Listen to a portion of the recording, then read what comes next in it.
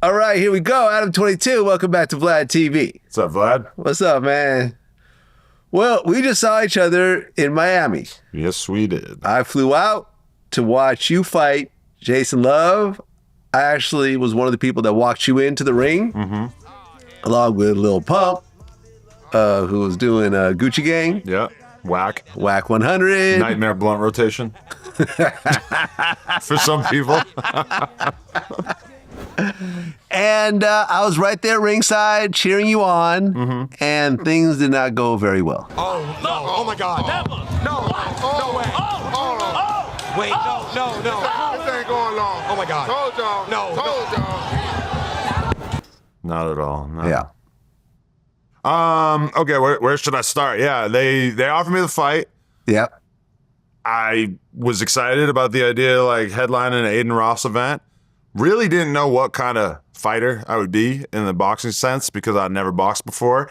What was the last fist fight you got into? I think I had a little fist fight on Melrose in like 2018. Okay. Yeah, so it'd been a while.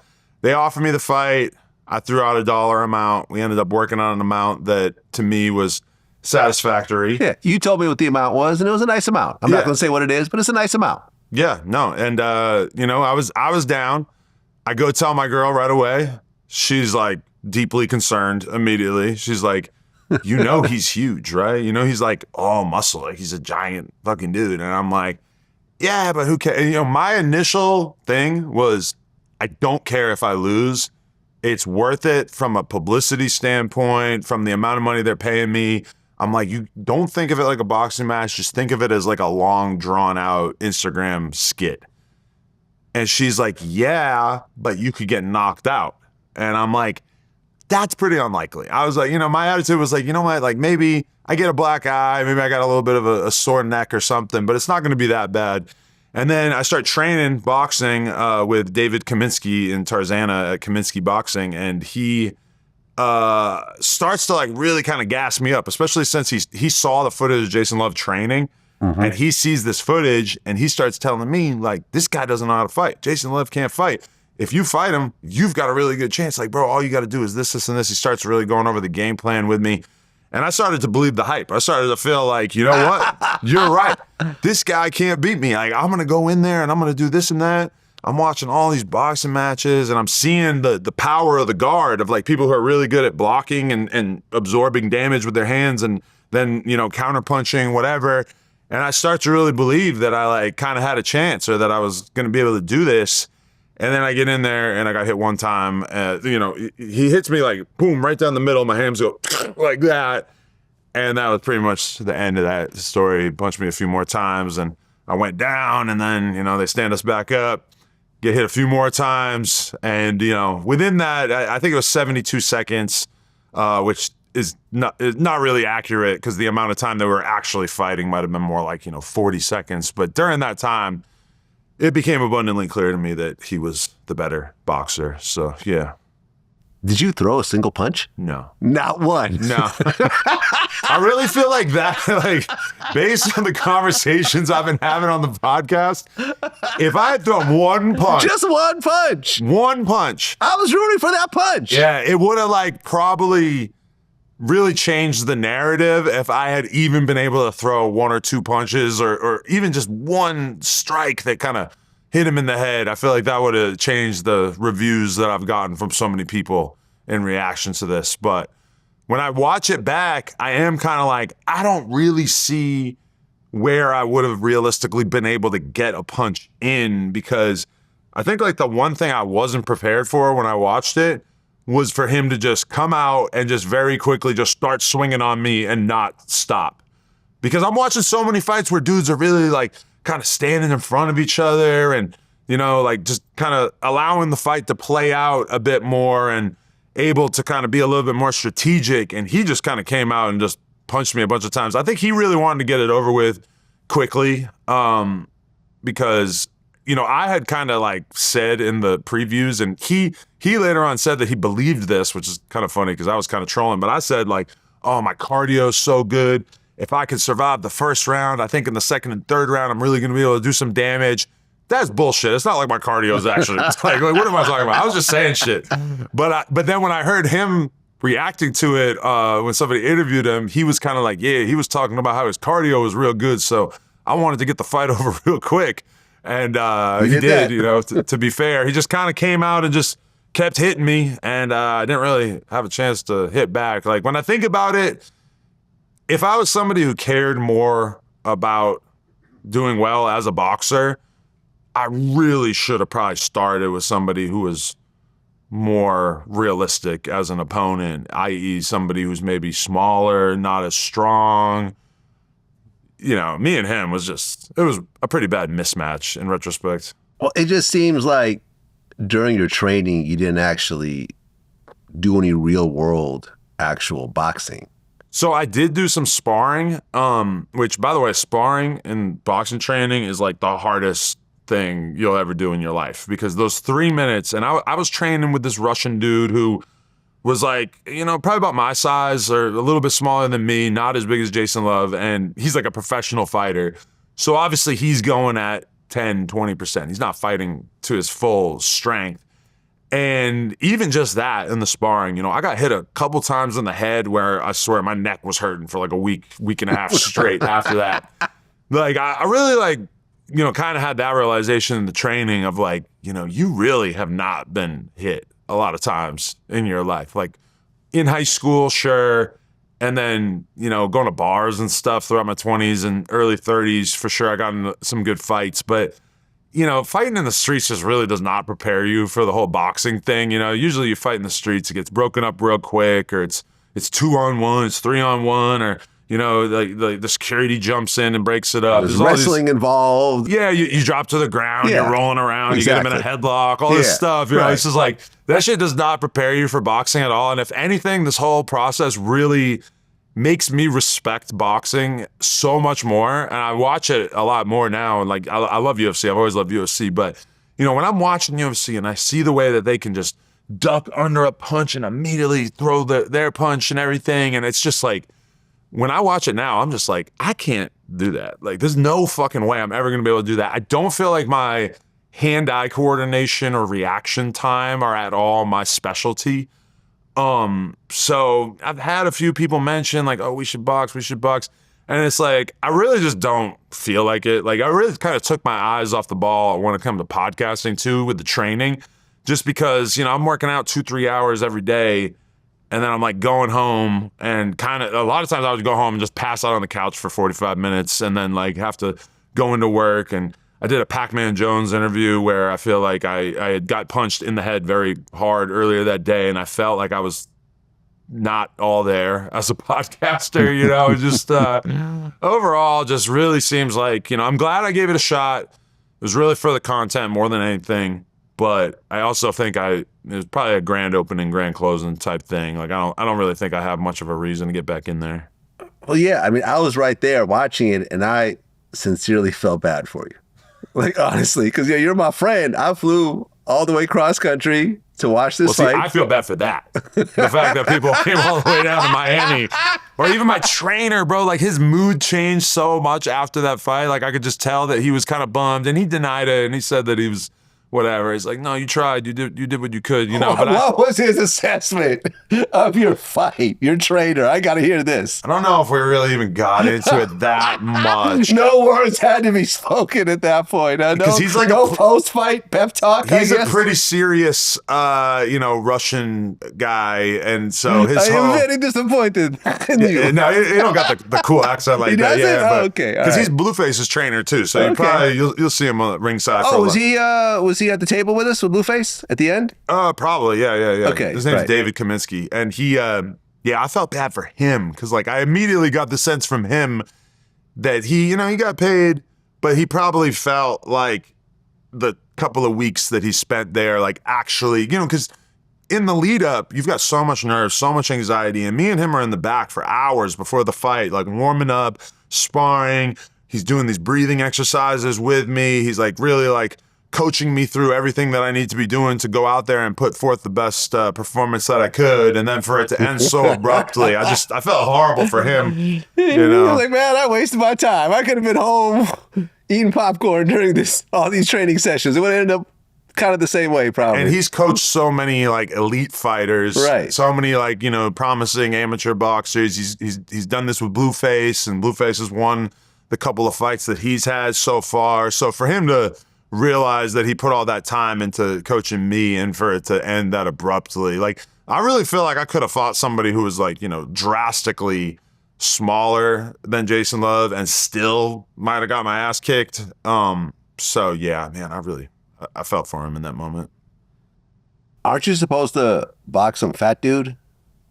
Nah. Didn't you call out some guy to box recently? Oh, King Pill. Yeah, that was a little bit more of a troll. I don't think I'm actually gonna fight King Pill. Okay. I feel like, but King Pill is an example of someone who I feel like he would probably whoop my ass in a boxing match, even though he just lost his fight that he had. But yeah, I don't know. It really kind of remotivated me to focus on things that I think I am talented at, like podcasting. And, you know, but the one good thing that came out of it was really realizing that I need to just get in shape in general. Like, you know, I don't really plan on fighting again, but I'm like about 240 right now. And I'd really like to get to 190, which is like the next weight class down, even though I actually don't really plan on fighting. But, you know, I would just like to drop a lot more weight, and I've been like super serious about diet and exercise since then, taking all that a lot more seriously, because I gained like 30 pounds after I got married, which was like 3 years ago. So consistently packing on 10 pounds per year, it just kind of catches up to you. And I went to the doctor a little while back, and they were like,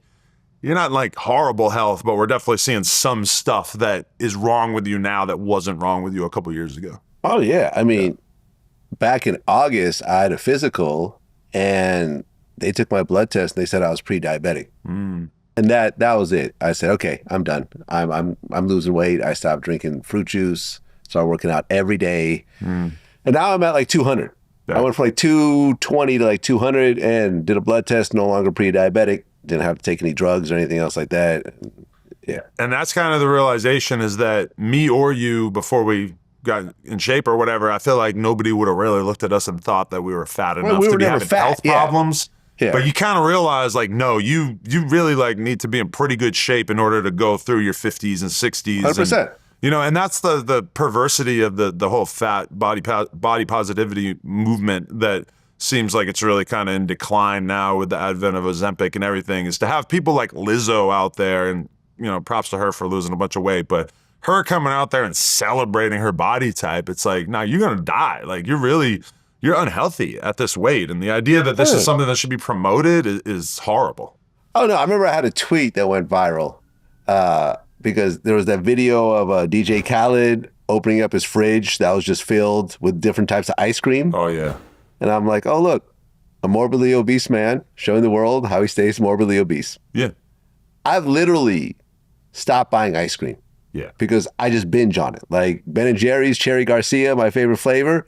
Yo, me too. I love that. Yeah, that's the shit, ain't it? My girl makes fun of me for eating that, Oh because she eats all these like high-end ice creams and stuff. I'm that like, is the best store-bought ice cream ever in the history of ice cream. Yeah. But if I have a carton of that late at night, I'm feeling the munchies, I'll end up eating like a whole carton or half a carton, and then that's like 1,000 calories. 1,000, 1,500 calories. I just stopped buying it altogether because there was nothing good that came from it. Yeah, that's half of the calories that somebody like you or me should have for the whole day. The whole day. My only problem right now is that my daughter is selling Girl Scout cookies.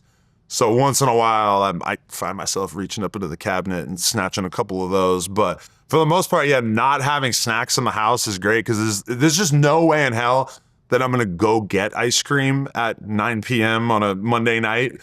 But if it's in the fridge, it's a lot harder to say no to. But at this point, I feel like I've kind of got my self-control under control.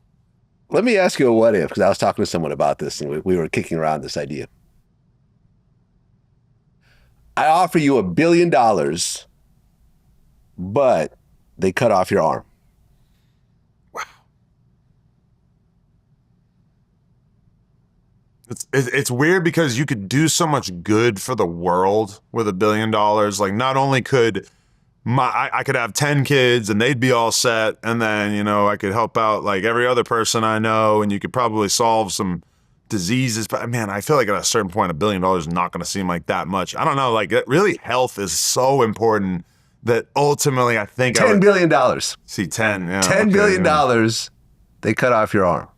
My thing, though, is that, like, I actually have no idea what I would do with $1 billion. Like, I'm not somebody who really, like, wants the experience of owning the mega yacht. Oh, really? I know to a lot of people You that's wouldn't get the a dream. plane? You wouldn't get a private plane? You still fly commercial? I mean, I don't Shit, I even would fly buy- first class right now. I don't. First class and private are not the same thing, especially I when you feel own you. the plane. Yeah, Shout but- out to Grant Cardone. Having an arm is pretty great, man. I don't know. So you're passing. I think I'm going to pass, yeah. Just off rip. Maybe if I really was able to sit down and like calculate exactly what I could do with the billion or the 10 billion. But personally, you know, I love being active. I love working out. I love riding my bike. Boom, that's out the window. You know, working out, lifting weights, that's out the window. I feel like there's... You can work out with one arm? Yeah. You got but 10 billion. I mean, I know a bunch of people who like essentially lost an arm. Yeah. And it just feels like their quality of life has really been fucked up as a result. They ain't got 10 billion. Yeah. To make themselves feel better. Yeah. Okay, here we go. 10 billion, but they cut off your wife's arm. Nah. I can't do that. No? I'd rather lose my arm than her lose her arm. Really? I mean, it would just feel, how am I going to live with myself knowing that she's walking around an amputee? Well, when you guys are in your private jet, I'll say, here, let me hand that for you. Maybe it's because I've never been on a private jet, but I personally have no desire to have a private jet. Like, I really don't. I have no, like, rich aspirations. Huh. Even though you're rich. Because I don't do anything with it. I don't, like, you know, I drive a regular car. I go on regular vacations. I don't really know. All right. Yeah. Well, after the Jason Love fight, Blueface offered to fight him. Well, I actually, in the ring, said, I think that you should fight Blueface to Jason Love, and he said, okay, sure. Okay. As from my understanding, that fight is not going to happen, but the door's not closed on it. For a moment there, we thought that Jason Love was actually ducking it, which I was going to have a field day with. But from what I understand, the next brand risk card that Aiden Ross is doing, Jason Love has a conflicting porn shoot thing going on. So he's going to be overseas shooting porn and not able to do it. But it is possible. It definitely could happen in the future. Who do you got your money on? I'm rooting for Blueface. Yeah. Yeah, I think Blueface will definitely do better than what you did in the ring. Definitely. Yeah. When I was training for the fight, I was, because most of the days I would go there in the morning and Blueface would be like finishing his training when I was showing up to do my training. And I'm watching Blueface hit the bag and watching him spar. And I'm just kind of realizing like, yeah, I got no business fighting Blueface. Like he would really whoop my ass. So, yeah. Well, I remember before the fight, I guess you brought Blueface's baby mother on the show. So did you guys do a scene with her or something? Or Nah, but I, before he got out, me and we had Jaden Alexis on the podcast with me and Lena. And yeah, like we've had her on like 3 times over the years. She's a little bit of a repeat guest at this point. But I didn't say anything to her that I thought would damage my relationship with Blueface or anything. I don't think he had any feelings about it. But yeah, she definitely got wasted by almost immediately after the podcast. She proceeded to get shit-faced in the office. Okay. Well, because afterwards he was like, yo, I'm going to fuck your wife. Right. What was that based on? Wasn't it based on that interview or? I don't remember exactly how it started, but yeah, he at one point from maybe like a trolling perspective had said, Adam, I will fuck your wife. Like I will do porn with your wife. Me and her immediately like recognized the opportunity to make content around this. And I'm telling her, I'm like, listen, there's no way he's ever going to actually do porn, but we got to embrace this. So we made some content and actually I think it was the most her OnlyFans and the Plug Talk OnlyFans had increased in subscribers since the original Jason Love scene. So it was actually pretty big from a marketing standpoint. But yeah, I think at a certain point, he just kind of admitted that he might rap, he might box, he might Twitch stream. I think porn, probably not something he's actually going to pursue. Well, the thing is, she didn't just say, I'll do a scene with you. She said that you have to sit there in the corner and watch. Oh, yeah, I don't know. I mean, we did a whole little video trolling about it. I don't remember exactly what she said, but... And his response was like, hey, man, I I can't have no big white motherfucker in the corner. Like, nah, man, I'm good. Yeah. I'm tapping out of this one. Yeah. No, I mean that is a weird thing. Like, I actually had a dude I know tapped him me recently and said, "Yo, I got $500,000. There's a guy, like I think Dubai-based guy, who wanted to pay us $500,000 to fuck Lena while I was in the room," and we turned that down.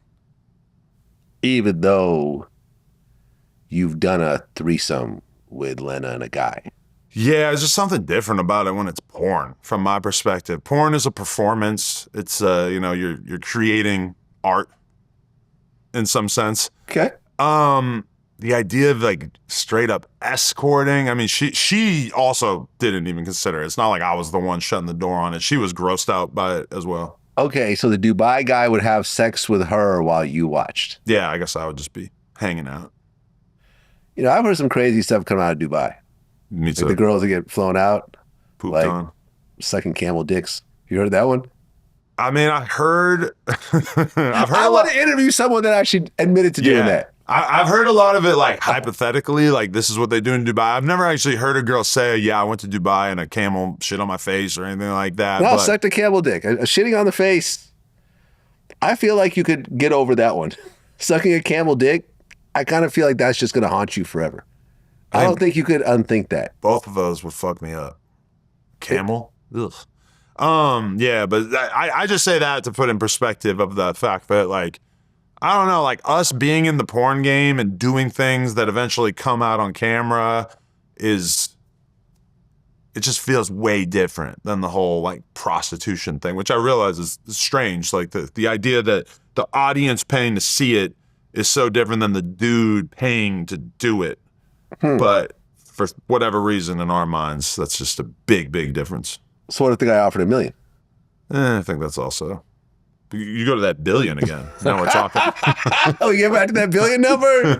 Then we're rocking and rolling, huh? $1 billion, then I mean, shit, anything could be forgotten for $1 billion, right? Well, not a lost arm, according to you. Yeah, but the arm. I'm married to my arm, man. God damn, I'm so thankful to have this thing. No, you just say it like that.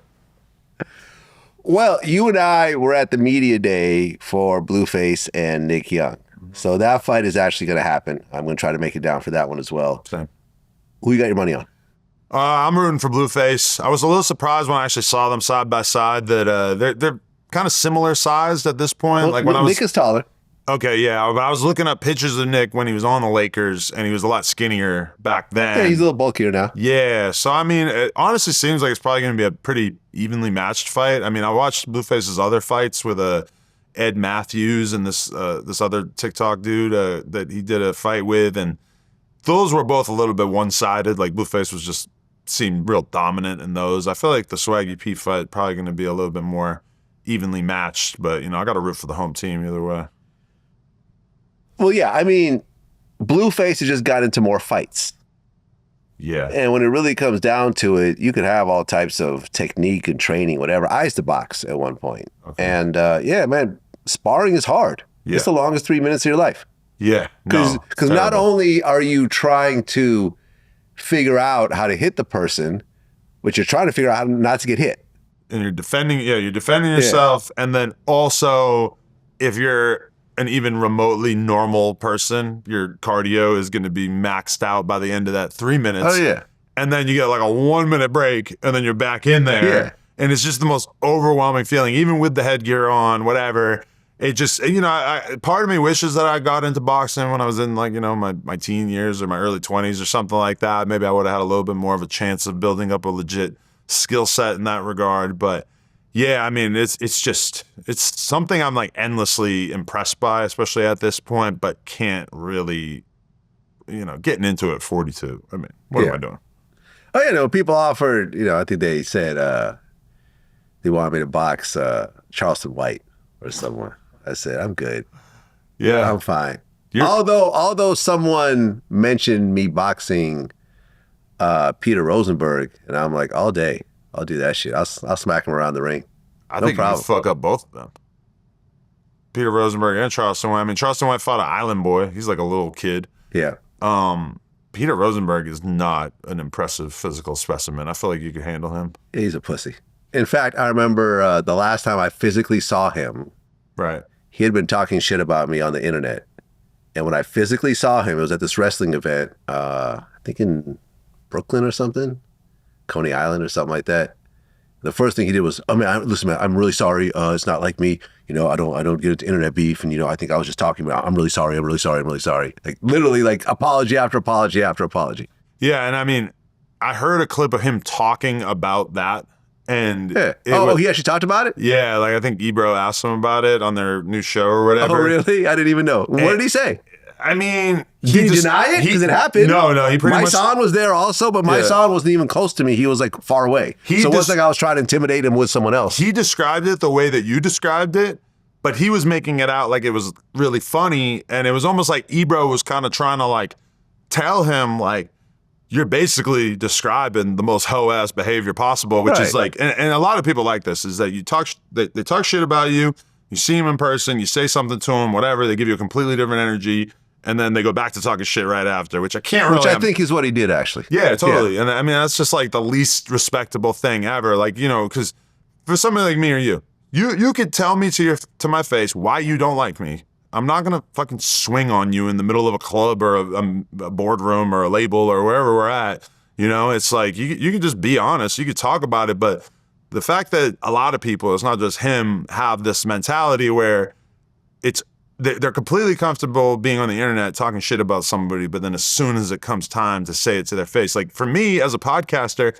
I invite people on all the time who have issues with me and have made some of my best content just as a result of being willing to have conversations that are, you know, aggressive. And I love doing that. And I don't have a problem sitting there and telling somebody what I think of them. And a lot of times when rappers tap in with me and tell me that they love No Jumper, that is kind of the thing that they bring up is like, I love that you'll actually sit across from a gang member and tell them what you think of them. And that, you know, a lot of people just don't really have that in them. So I feel like that buys a lot of cred. Yeah, fuck Peter Rosenberg. And like I said, and right afterwards, he went back to talking shit about me online. And I'm like, all right, next time I see him, it's not going to be, you know, friendly, like, okay, that's cool, whatever. It's going to be like, fuck you when I see you. You know, I'm not going to do nothing to him. You know, I'm not trying to fight nobody in person. I'm not going to have no one do nothing to him. But he's just a little bitch. So yeah, Peter Rosenberg, I'll take on that boxing match right now. He's like, well, 5'8". I'm 6'2". Got some pounds on him.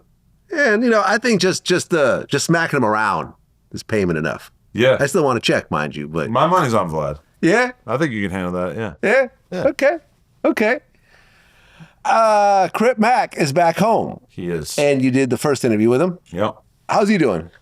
He's doing great. I mean, it was great to see that the people haven't lost interest in him, because I think the interview has like 650,000 views in 48 hours, something like that. So it'll probably be one of our biggest interviews of the year.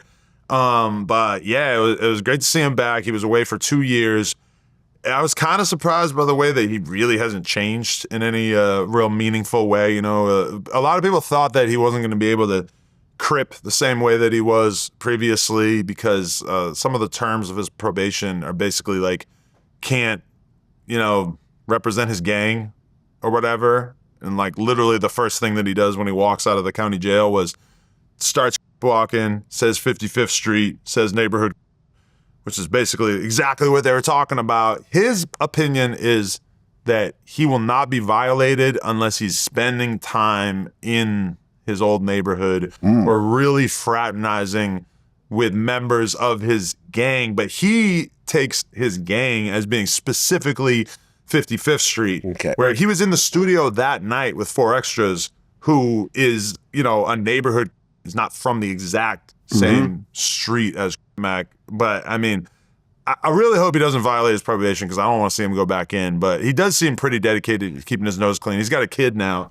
His daughter's just about 2.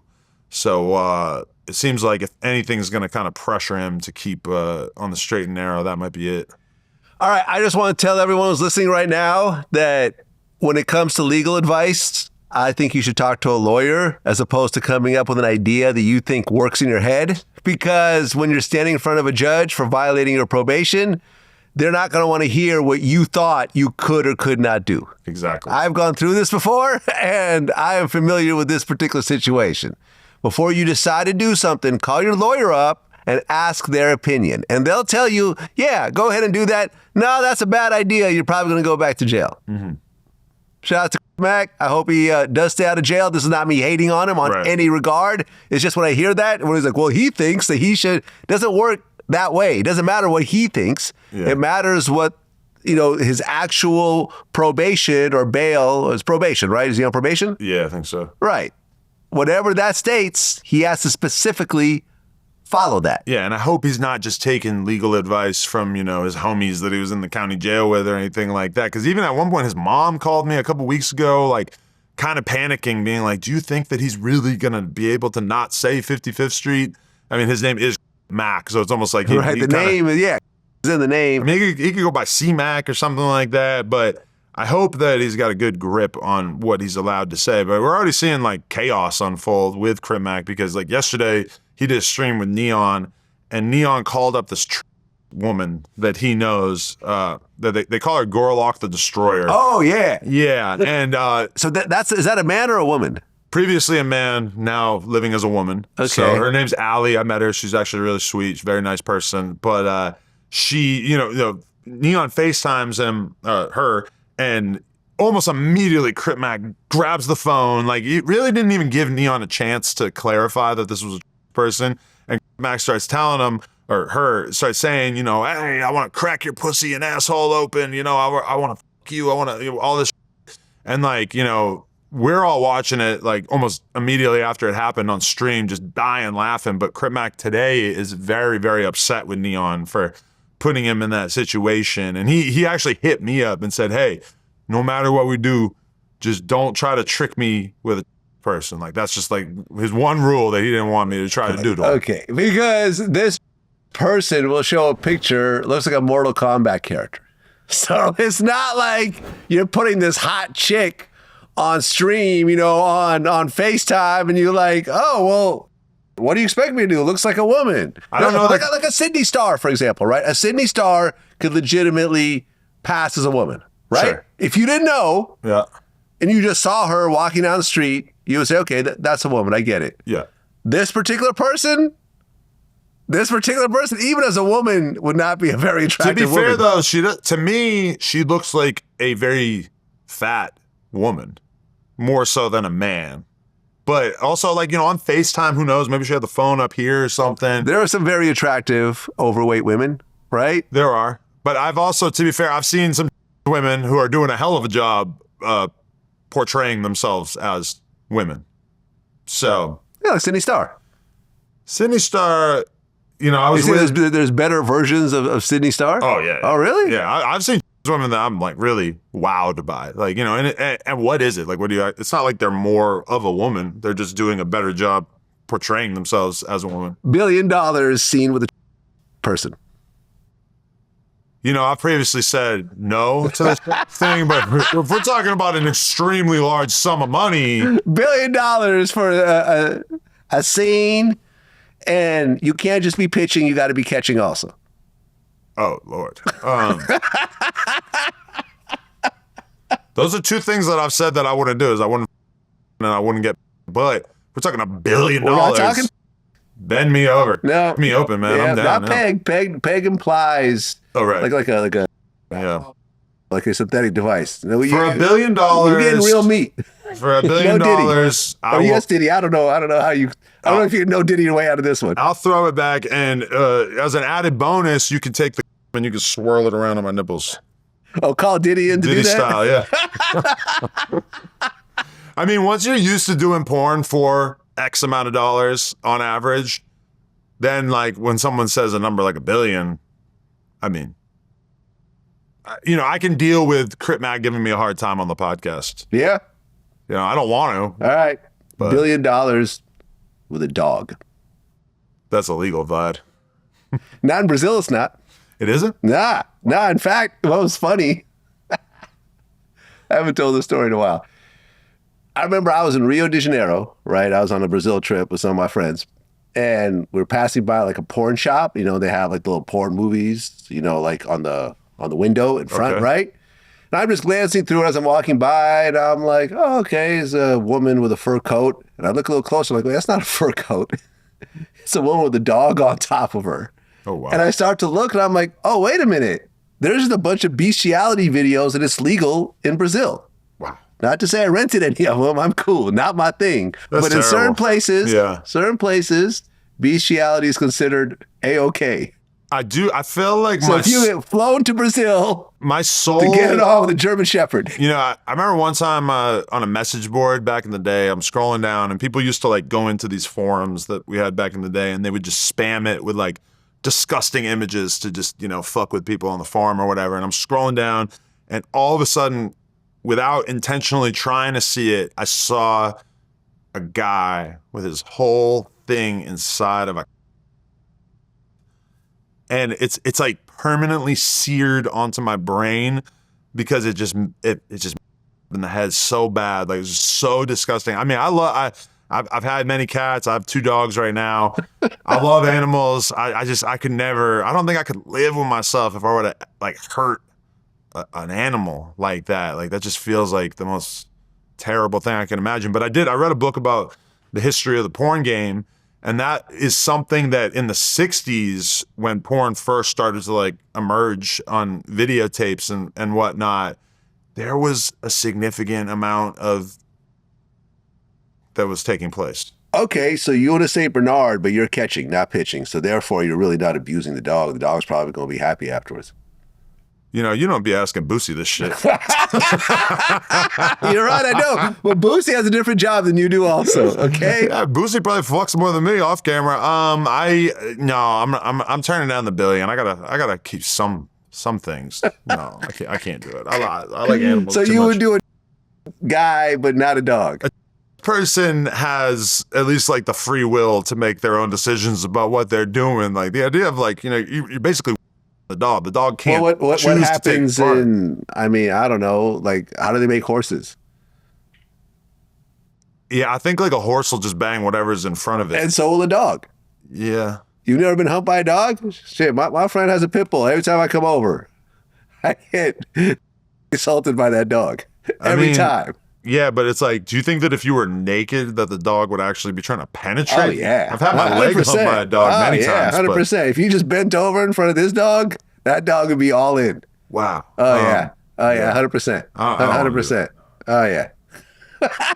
Although really I mean, you do kind of have a point. That like at that point, it's like the dog is just doing what it wants to do. Exactly.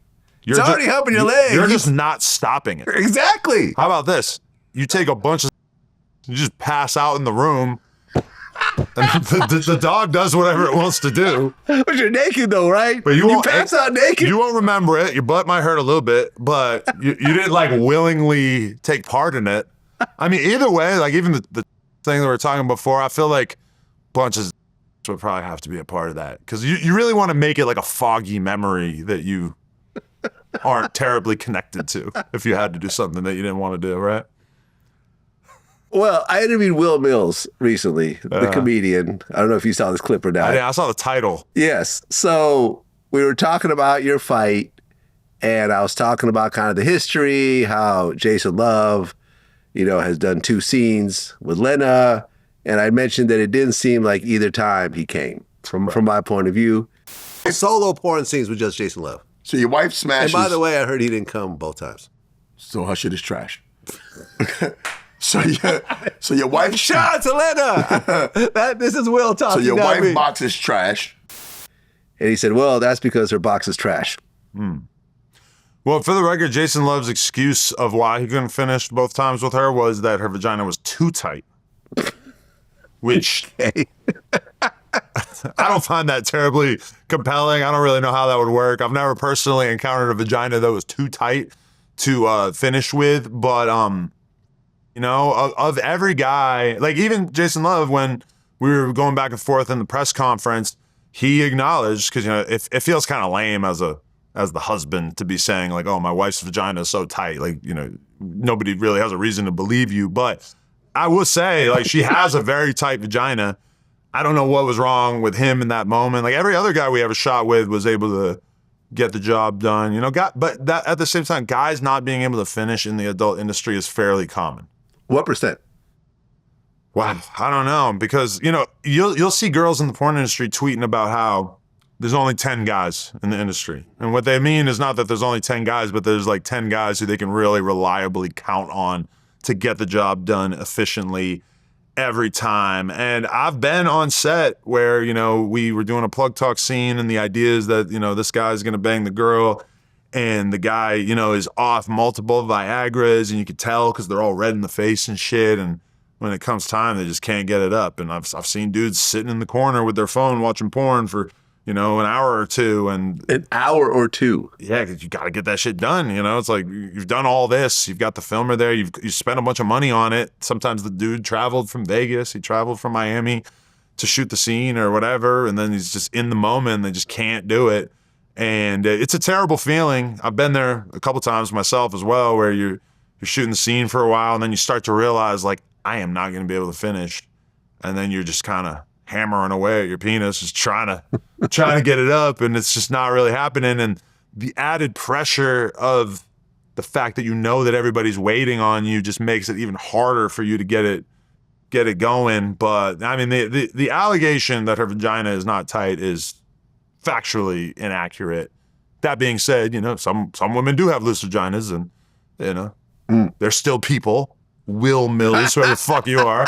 Vlad's interviewing any old bum off the street these days. I never heard of this guy, but I guess that is probably like a fair conclusion for the average person to draw from that, so I can't really blame him, you know? Well, Lil Durk, his trial has been pushed back again, and his co-defendants have severed their trials from him. Yeah. Now, I've interviewed Durk a couple times. He was mad at me for a while. I think I've gotten dissed on 2 of his albums. But from what I understand now, he has no problem with me because clearly he doesn't need any more enemies. Because me and his lawyer, Drew, are actually cool. We did a whole interview about his case. How do you think this thing will end? I think he's cooked. I think these guys are telling on him.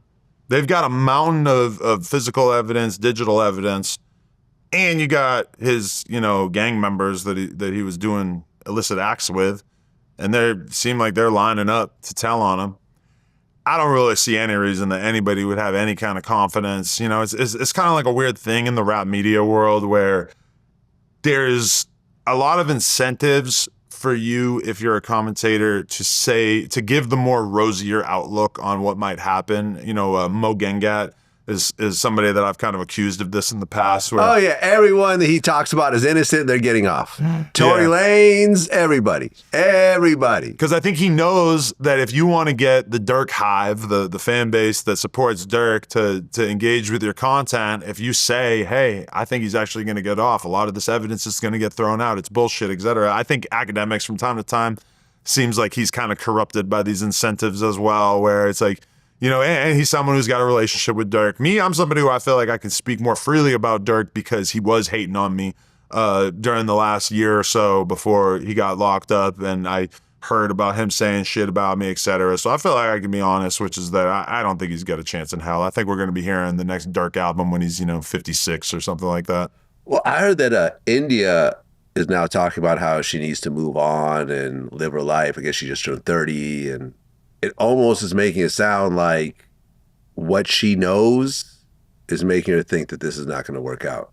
I didn't hear that, but yeah, that is pretty damning right there. And, you know, the clock starts ticking as soon as you get this federal indictment that comes down. Like, I don't know if you remember Loose Cannon, who was the guy who was running around with Whack for a while there, and he's the one who was talking all the shit about Big U, and then he gets picked up in the Rolling 60s Rico along with Brig Baby and everything. And he had this girl, Charisse Mills, who they were super locked in, they had a baby, etc. And, you know, it took about a year for her to basically distance herself from him. She deleted all of his content off of her YouTube channel. And, you know, it's like if you're a normal woman, a lot of normal women get kind of immersed in the world of the guy that they're in a relationship with. It doesn't really take that long once the reality sets in. Like, you know, they might be sitting there for a couple years before this trial even starts. You know, a normal woman does not want to spend her life just waiting around for you while you're sitting in prison. And especially when you consider that the average woman has, you know, a relatively small window in which they're going to be fertile. And, you know, if especially a woman who's in her early or mid 30s, you know, the clock is ticking. Like, you know, you're not really going to be able to crank out kids at 40 on average. So, yeah, I mean, probably you could read a lot into India saying that if that is what she said. But, yeah, just in general, I think a lot of people want to see Durk do well in this, but I don't really see much of a reason. I mean, yeah, I don't know if you heard the story about Chef G, but he had a girlfriend on the outside. Yeah. And I guess he gave her $100,000. Yeah. But then he found out that he's got 4 more years as opposed to like the 2 years that he thought. And after getting the money, she broke up with him. And she's not even denying it. She's like, I have my own reasons. Peace. Yeah. I mean, these chicks are gangster too, man. Like, at a certain point, it's like, she probably knows that it's not like he's going to stop calling, you know, because he don't got nobody else to talk to while he's locked up. Well, you could change your number, though. Yeah. And then that's it. That's over. But I'm saying is, like, she could probably maintain a relationship with him over the phone. Whatever that means, yeah. But then meanwhile, she could be getting money and dick from other dudes out here on the outside for the next 4 or 5 years. And then, hey, maybe you still feel deeply passionate about him around the time that he gets out, and you could rekindle the flame. But meanwhile, like, you know, you just spent the last 5 years having a good time and going to the club and getting guys to buy you handbags. Yeah, and a lot of times these guys get out and get a new younger chick. Happens all the time. I interviewed Max B's co-defendant, Gina Conway, and it really, really seemed like she was in love with Max and they were writing each other while they were both locked up and so forth. He gets out, gets himself a new wife. A white girl at that. Yeah, you know what I mean? I watched the interview. When did you get on and leave, you ask for a white girl. Yeah, because they were offering me that interview with her as well. And instead, I chose to just watch your interview with her. And, you know, she really stood out as somebody who 10, 15 years ago, whenever the Max B situation was, what, 2008? Yeah. Yeah, so, okay, 18 years ago. Maybe not, 2009, 10. Okay. Yeah, maybe 2010. Yeah, okay, so 16 years ago. Yeah. And I'm sure that 16 years ago, she probably looked great. Well, there's pictures of her. Yeah. She was a stripper. Right. So, yeah. Apparently, she was hot enough for Max B at the height of his fame. And you look at her now, and, you know, time has taken a bit of a toll on her. And prison as well. You listen to her speak, and you're like, okay, this girl realistically has a Forrest Gump IQ. And she's probably on the spectrum. Right. So here you have someone like Max B, and this is the spellbounding effect of pussy. Somebody like Max B, who was probably not a total idiot criminally, but he gets into a criminal conspiracy that ends in a murder with a girl who is functionally retarded just because she's hot. And then you fast forward the clock and it's like, you know, just like, what was the purpose of this? Like, why would you take this sort of risk? I mean, it's just really like a sad situation. And I honestly feel like her interview might have been one of the least compelling interviews I've ever seen you do. Like, obviously you did what you do, but she just had nothing to offer. It was tough. Well, yeah. I mean, like, I feel like she's somewhat on the spectrum to a certain degree. And, well, but the story is the story. It's an important story. And it seems like Max B hasn't really been telling his side of the story in terms of that situation. Because we were supposed to do an interview, but like, oh, he doesn't want to talk about that. And I'm like, I don't know. Yeah, for what I do, it's like, you know, we got on one side of the story. I want to hear the other side. Because, you know, his stepbrother, Pooh Sims, has been calling me, and he's putting out all the snitch paperwork and everything else like that. Yeah, I think Max B is kind of running from the whole snitch narrative. You know, he wants to do friendly podcasts with guys like Cameron, et cetera, who, I mean, he's such like a hero in New York that it's like all these dudes who otherwise really kind of abide by the street code are not really lining up to shit on Max B just because his legacy was so impressive. And it is weird when somebody's locked up for a decade and a half and then they come out and that's the exact moment that everybody kind of finds out that maybe they did some stuff that's not really kosher on a street level. Because I mean, Wack is deeply invested in this for some reason, and he's always telling me the day-to-day updates about Max B's shit. And I mean, I don't know to what extent his career is going well or that his music is performing well. I did hear some of the songs with French that really didn't strike me as good in any way. I mean, look, French did a whole album with him. Yeah. Like every song. Yeah. How many more albums is he going to do with them? I don't think too many more. Yeah. I think he's put in his work, kept his name out there, probably helped him with legal bills, became a hot rapper. So there's a reason, there's someone that could actually take you along on this ride, introduce him to Princess of Dubai and all that type of stuff. But at this point, all the, oh my God, he's back home. It's so great. That has died down. And now it comes time to, can he create music that people are going to listen to? Or, can he keep touring off his old songs? Yeah. To the point where he could keep getting booked and so forth. I don't know. He's always going to be a street legend, but let's be real. It's cold out here for a 40-year-old rapper. Like, I mean, the number of rappers who actually have significant careers in their 40s, there's the juggernauts, there's the Drakes and the J. Coles and whatnot, but pretty limited besides dudes like that, and you see that because they're all streamers and podcasters now. And pretty much, yeah. It's like I don't know. I don't know that the Max B thing was ever really going to turn into too much. Granted, he was very influential, and his sound is important for people to understand if you want to understand where rap is at these days. But I don't think, I don't see him being somebody that's going to be huge going forward. But he's always going to be a local legend for sure. What's going on with Big U and Whack 100 right now? Because is Big U suing Whack or? So Whack is weighing the option of suing Big U over the fact that Big U publicly called him like a snitch or an informant. And this kind of comes after. So at one point, Big U basically had this video that was very hyperbolic and full of, non-truths. And he basically gave it to WorldStar, told WorldStar, post this video. And the video was about how Whack is a snitch.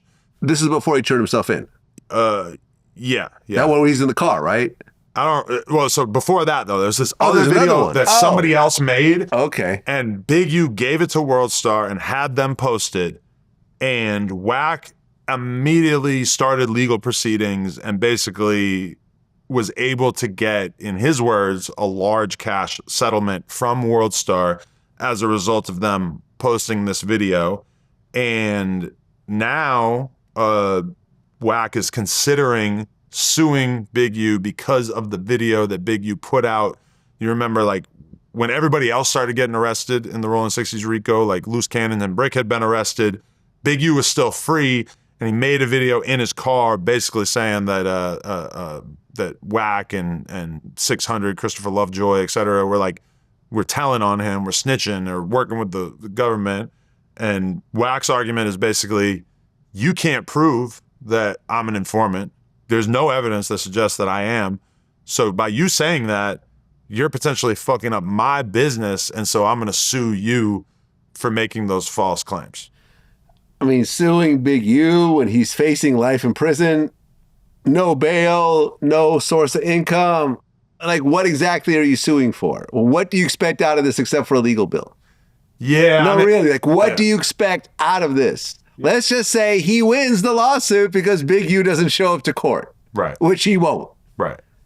Okay, so you get a judgment. Against a guy. There you go, Whack. You get money. $100,000 from Big U. Big U's like, all right, what's for dinner? I would assume Big U has no notable amount of money. Well, whatever money he has is going to his legal defense. Yeah. So if Whack were to do that, it would just be for the show of it or to make the point, which I think, Whack has been called a snitch by so many people online that I think he would really revel in the ability to, like, legally be able to remind everybody, like, hey, y'all have been calling me a snitch for all these years, and here I am with a legal ruling saying that I am not a snitch, so, fuck y'all. So I feel like maybe he has a situation with his lawyers where they would be happy to take part in that with him. But it's not like anybody's thinking about that video of Big U where he called Whack a snitch. Like, people say that shit about each other all the time online. Oh, I've been called a snitch. Yeah. I get called a snitch thousands of times every day. Yeah. Every day. I'm not exaggerating. Thousands of times every day, if you count comments, social media, people making videos, whatever else, I've been called a snitch. I've been a known DJ since 2002. This has been, 24 years, a quarter of a decade. there has never been anything that come out that has anything to do with me snitching. Yeah.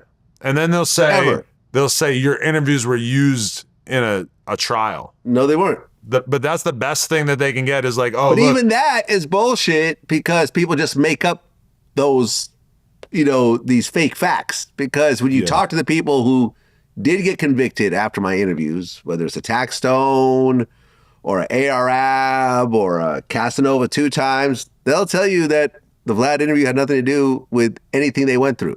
There was actual snitches, there was actual evidence and so forth. Listen, man, you leave here and you go rob a bank and they say you went to jail because of a Vlad interview, I don't know what to say. Yeah. I don't know what you do after you leave here. But like the closest that I feel like we've come to being involved in any sort of legal proceedings is like when they were rejecting Brick Baby's bail, they had screenshots of him on the podcast where you could see a gun hanging out of his pants, That wasn't involved in the actual charges that were being put on him. That was just the Fed's way of saying this is why he should not get bail, is because look at this, he's a felon and he's doing podcasts with a gun sticking out of his pants. Yeah. But like that's the best that they could really say about us or about me. But even about that situation, did you tell him, hey, put a gun in your pants, it'll make for better content? No. Or did he come in having what he had on? Yeah, so I'm not frisking him at the door. I'm not searching him. I got a gun on me right now. You wouldn't know. This is just like that's a pretty big stretch, and it's pretty far away from Adam is a federal informant. Right. Adam is working with the government to imprison the rappers that he interviews, and people just move the goalposts to whatever the fuck they can. So is Brick Baby getting out anytime soon? So his version of events is that he feels like he could potentially get time served when he goes to trial, and they keep moving his trial back. I think it's set for April right now. Oh, that's coming up. He feels like he might be able to get time served. The more cynical reading of it is that maybe he does 2-3 years after that or something like that. I don't really know. I'm hoping and praying that he gets out. Yeah, me too. Quickly, but yeah, I don't want to give anybody false hope or anything. I don't really know. So is he tied in to the Big U RICO case or no? He's only tied in the way that I think they got him on purchasing guns that have been distributed like from over state lines. So some guy drives from Arizona or wherever and they got guns and Big Baby allegedly bought one, and they're saying that was him committing a federal crime. But what people don't understand is that has nothing to do with the fact that Big U is being charged with, running this extortion racket on all kinds of businesses in Los Angeles, that Big U is being charged with a murder of this kid, et cetera. Is he actually charged for that? Yeah, I believe that's the idea. That what's the kid's name? Rayshawn. Right. Right. And so Brick's case doesn't have anything to do with anything like that. It was just convenient for them. As long as they're going to go and arrest a bunch of Rolling 60s, they're going to arrest Brick Baby at the same time to sort of wrap it all up together. But actually his charges are quite isolated from everybody else's. Well, yeah. I mean, there's new filings, I guess, in the Big U case where they're saying that he allegedly threatened to kill Nipsey Hussle, and there was phone calls after Nipsey's death where he talked about it or something. Yeah, man, it's too bad because I've always been cool with Big U. He did my show. We maintain contact. We've talked. We've texted. I'm sure the feds have all of this at this point. Well, you love killers.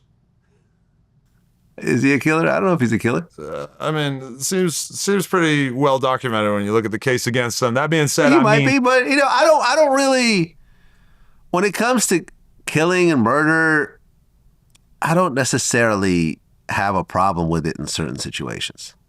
Really? Yes. So Big U potentially ordering the murder of Nipsey Hussle is not something that you could really take a hard stance on? Number one, I don't think Big U had anything to do with Nipsey Hussle's murder at all. On any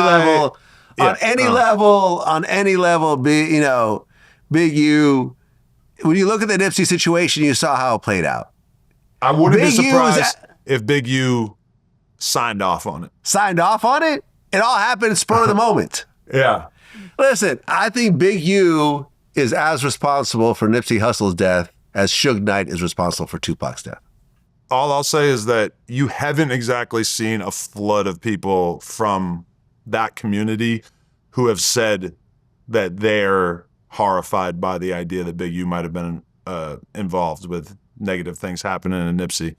I think they had a very well-publicized beef. Actually, it wasn't really that well-publicized at that time, but it's pretty clear-cut in the music. Nip wrote diss songs about Big U. That they had a very well-known clash between them. And based on everything I know about Big U, would I be at all surprised if he had plotted to do something to Nip? No, not at all. Now, the way that it actually played out, do I think that Shitty Cuz ever had a conversation with Big U about Nip? I don't know that Shitty Cuz necessarily had the rank to really even be having that conversation. But do I think that Big U was sad when Nipsey got killed? No. Okay, that doesn't mean anything. Yeah. There's lots of people who died and I wasn't sad about it. I feel you. Can I think of any off the top of my head? Yeah, I'd rather not mention it. Yeah.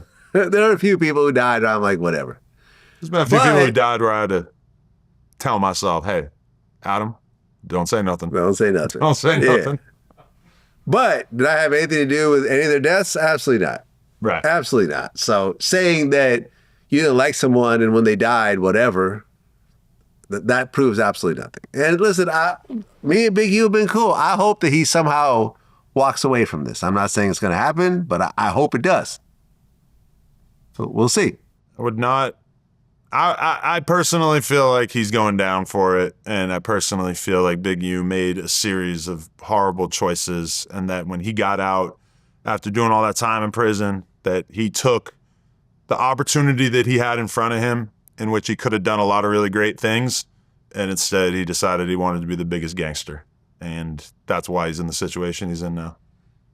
Yeah, but I'm saying I've never seen anything in this regard in terms of my dealings with him on any level. And he could have extorted me if he wanted to. But if you're the biggest, if you're a real serious gang member like him who's capable of extortion and murder, yeah, you're not going to go share these trade secrets with the guy that you're doing interviews with. No, but here I am. I'm not from LA. I'm here running around. I'm interviewing some of these people that he's affiliated with and making money out here and so forth. He could have been like, hey, listen, kick me back something and I'll make sure no one messes with you and blah, blah, blah, blah, blah. You know, friendly extortion, you know? I don't know anybody in the media space. Not to say I wouldn't have done it, but I'm saying there was no hint of that whatsoever. But meanwhile, he's extorting the taco guy.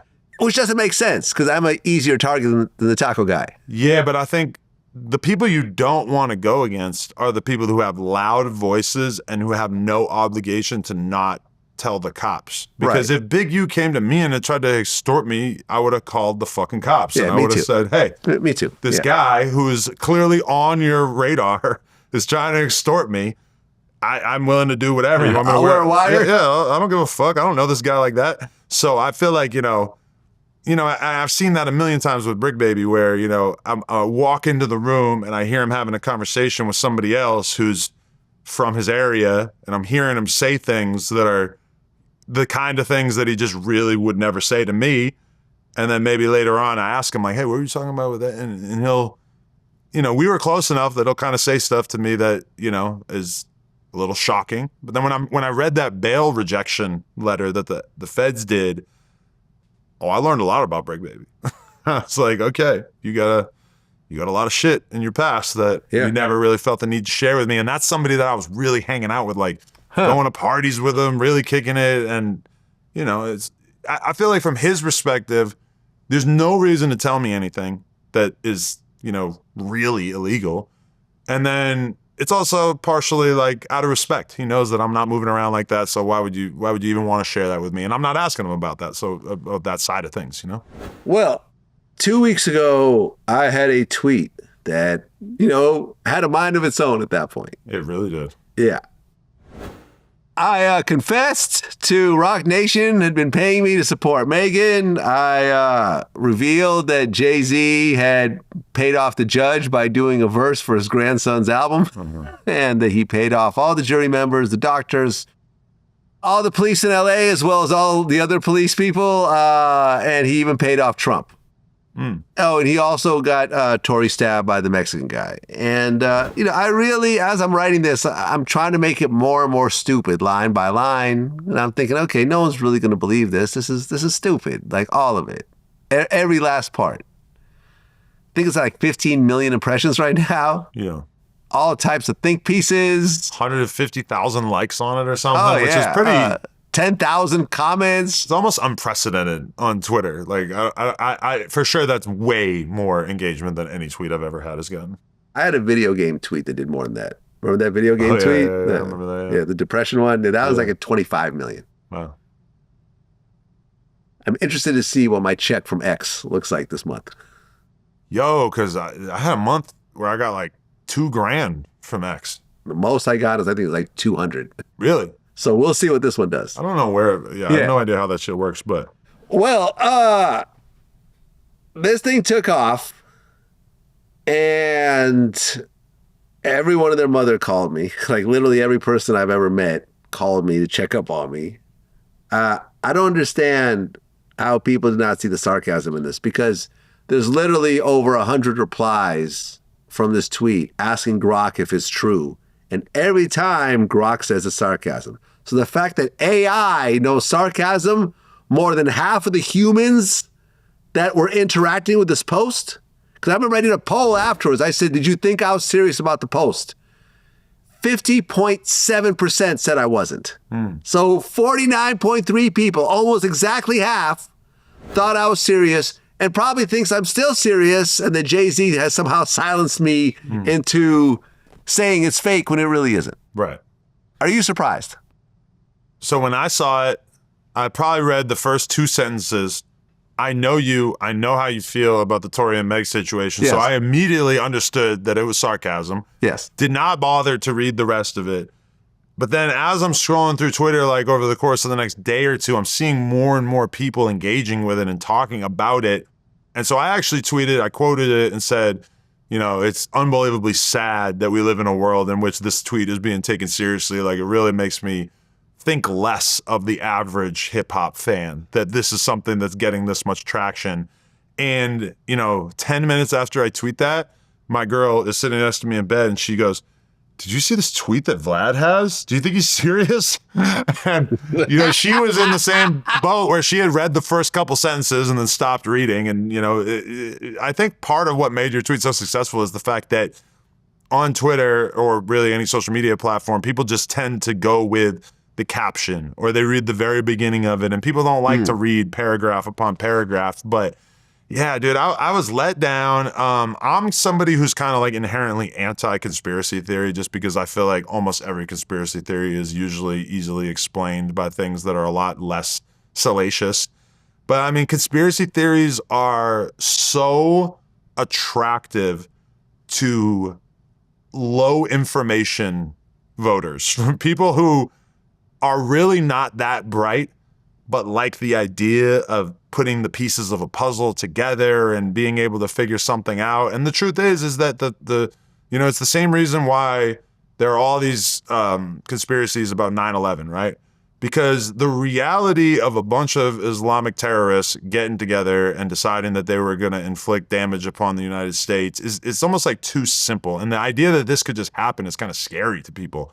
So the idea that a guy like Tory, who's a notorious hothead, could be angry enough with Meg Thee Stallion in that moment to shoot at her is just somehow not enough for people, that they have to invent all this crazy bullshit that anybody with any type of intelligence would be able to see through.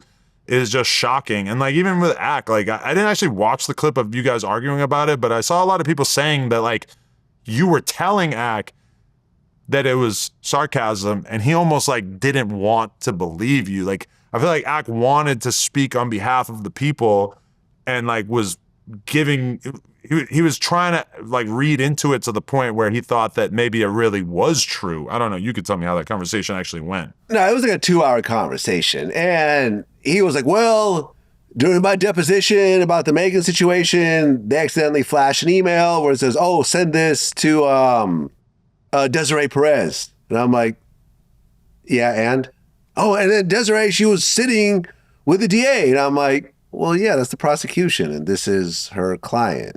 It's the same as sitting with your lawyer if you're supporting someone. Like, I'm like, none of this is conspiracy. All this is regular shit.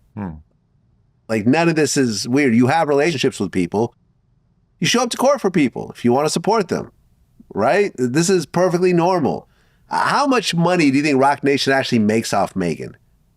Seriously. By the time it trickles to them after all her expenses and how much she's getting paid and everything else like that, she doesn't tour.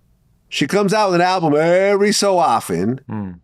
She doesn't go triple, quadruple platinum. She's not a Taylor Swift.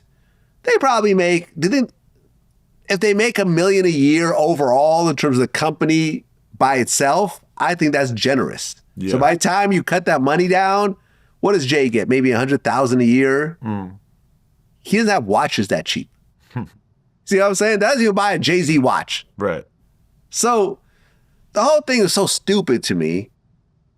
Tori's lawyer actually reached out to me. Okay. And was like, hey, I heard you have some information. And I'm like, no, all lies, all exaggerations, all sarcasm, sorry. But you get, okay, Steve Bannon coined this term of flooding the zone, which is basically like the mentality of, if you want to obscure some actual messed up stuff that's happening, what you need to do is every day there needs to just be story after story and misinformation upon misinformation. And that's something that Trump has really mastered, because Trump throughout his presidency has done some pretty messed up stuff, but it's almost always drowned out by the next story and the next story. You don't even have a 48-hour period to like consume this one thing that he did, And I think that Tory's legal team, as well as, whatever kind of PR people he's working with, et cetera, I think that they've utilized that strategy pretty effectively. And it didn't work out for them in court, but at least in the court of public opinion, I think that they did a great job at making Meg look like she's the villain in the story. And that Tory is this like embattled, like, person who's being unfairly maligned. And, it's kind of insane to me. I don't understand how such a huge percentage of hip hop has been able to be swayed by what to me is just obvious propaganda. But that's the world we live in, where, conspiracies are a lot more fun than the truth. Candace Owens' podcast is a lot more popular than all of the more rational, reasonable podcasters out there. And everything she says is this sort of bizarro conspiracy theory where Charlie Kirk's Turning Point USA and Erica Kirk are responsible for the death of Charlie she's Kirk. Coming out with a documentary blaming Erica Kirk for his death. And she's streaming with 100,000 people watching her live on a daily basis. This is the world that we live in, that this shit is so attractive to people.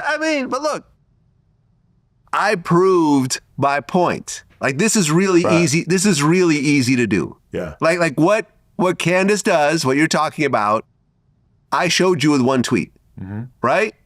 100,000 people tuned in, 14 million impressions, probably 15 million by now. And actually, if you count what everyone else ran with it, all the TikTok videos, all the Twitter posts, all the Instagram, all the Snapchat, would you say easily 100 million impressions? Oh, yeah. Easily? Gigantic. And think about it. If you had the moral compass of an Alex Jones, or the lack thereof, you would have leaned into it. Oh, I would keep going harder with it. Because a lot of these media personalities have no commitment to the truth. They just want to, they see the likes coming in, they see the members signing up, the Patreon dollars, etc. And they say, okay, I'm not going to stand up and worry about the truth. I'm not going to make this a real quest to figure out what really happened. I'm just going to lean into whatever's working. If you do an interview with a guy, you do interviews with this fucking alien guy, which is not honestly that far apart from it, except that the alien thing's not nearly as dangerous. Shout out to Dr. Stephen Greer. Yeah. One of my top interviews. I feel it. And I'm sometimes in a similar situation. Did I keep interviewing Aaron Carter past the point where it was kind of clear that he was not in a great mental state? Yeah. Sure. Yeah. And why was I doing that? Because I was being incentivized to do that by the views and the dollars, et cetera. In that situation, I was a lot less sophisticated at that point, because it's like 2018, 2019. But, a lot of these political commentators, et cetera, they're swayed by that. If something moves the needle, they keep doing it over and over and over, and it doesn't matter if it's not true. Wait, look. You know what Rock Nation told me? What? Nothing. They didn't care. They don't give a shit. In fact, they're probably happy I did that because I highlighted the stupidity that people have been trying to pin on them for years, including big names like Nicki Minaj. It's not just a whole bunch of people with cat pictures on their Twitter profile. It's actual big people like Nicki Minaj. So it's like, oh, Jay-Z's going to sue you for this. Like, no, he's not. No, he's not. Jay-Z's not going to sue me.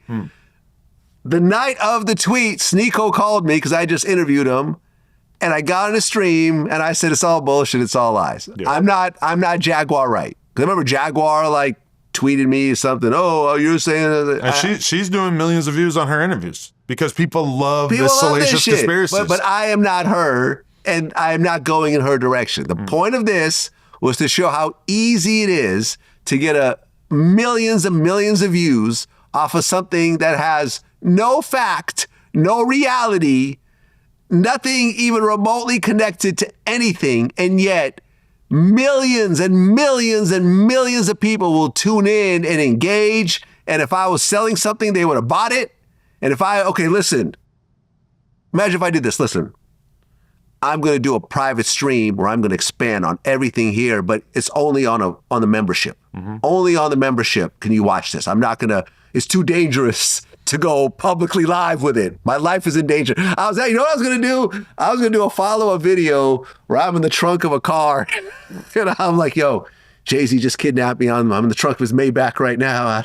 I don't know where I'm going. My phone is dying. It's down to 2%. This might be my last phone call. You know how you messed up? Is that you did it on a platform that is like essentially not monetized. Like if that tweet had been you sitting here and talking to the camera for 30 minutes or whatever. Oh yeah, it would have been ballistic. That would have been a great month. You're right. Yeah. But look, at the end of the day, it's just easy and stupid and pointless. Yeah. It's a lot harder to do some real shit than to do this Jaguar right brain dead shit. Yeah. You know, that people are eating all up because people still believe me that it's true. Yeah. People will not believe me, but they're arguing with me saying it's true. I've been compromised.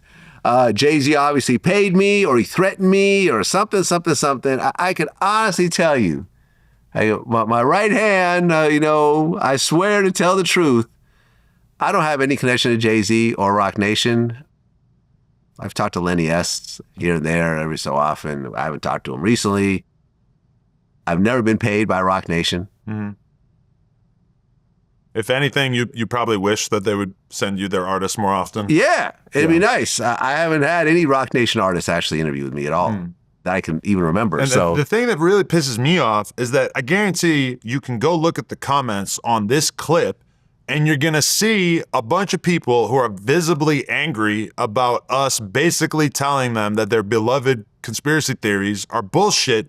And I've had this experience so many times because, just to crack open this can of worms, the Epstein files recently came out, or a large percentage of them. And, I had a friend of mine who came out to me and he said, did you see the stuff in the Epstein files about how Trump was using his fingers to measure the sizes of the little girls' vaginas?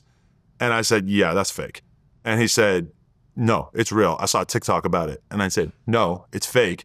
And I'm like, I'll give you 5 minutes right now. Get on your phone and try to prove to me that that's real. Because the truth is that when the Epstein files were being released, a lot of people started cooking up fake emails to basically mix in with the real emails.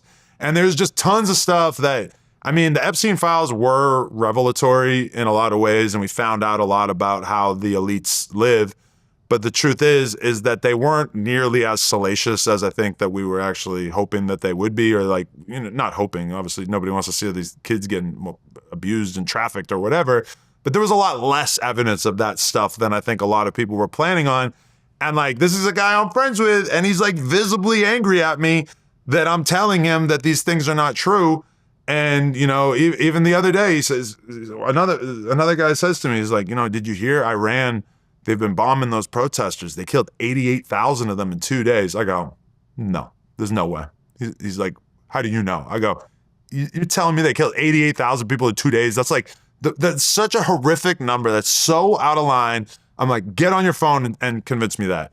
And he looks it up and he's like, well, it says 3,000 people might have died. And I said, okay, well, that's a very different number than 88,000, right? And he's like, yeah, but it's still a lot of people. And I go, okay, well, now you're moving the fucking goalpost because 3,000 is nowhere near 88,000. And it's just like the way people get angry at you when you actually have any kind of commitment to the truth. And again, the comments on this post will be perfect evidence of that.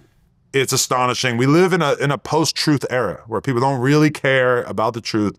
They care about how the information that they're taking in makes them feel. And it's pathetic. I think people still care about the truth. It's just that the truth is not being presented from one monolithic source anymore, right? When Nixon got caught with the whole, stealing of documents, the Watergate situation, the news all said he is a crook. He needs to be kicked out of the presidency. There is no negotiation. This is how it is. All the news stations were unified in this message, and the people followed along and so forth. Think about it. In the social media era, where Nixon could go on live and explain his part. Listen, I didn't know about this. These people, whatever. This was someone else. Look, Trump essentially tried to cause an uprising and came back and got arrested, elected again. So arrested. He did get arrested. And he, in the moment, him and every Republican podcaster and commentator basically acknowledged that January 6th was an abomination. Yeah. And then you only had to give them a couple weeks or a couple months before they were able to figure out a new narrative where really it wasn't that big a deal and he actually didn't do anything bad. I mean, the new thing over the past couple of days, this will probably be out, a few weeks from this happening, but like NPR came out with a big report saying that the Justice Department worked to hide allegations that were made in the 80s about Trump allegedly sexually or having sex with an underage girl, something along these lines. Today, the New York Times put out their reporting and confirmed these allegations. And, I was looking at the comments on Twitter, and obviously everybody's saying, you can't believe anything from NPR, you can't believe anything from the New York Times, which I'm very much unsure about if these are even like real humans that I'm reading from, because there are estimates that, Twitter might be half bots, wow. There's huge numbers of bots on there. So when you make a post and you read a bunch of people saying stuff that you think is stupid, a lot of times you're not even reading the words of real humans. But that came out over the last couple of days.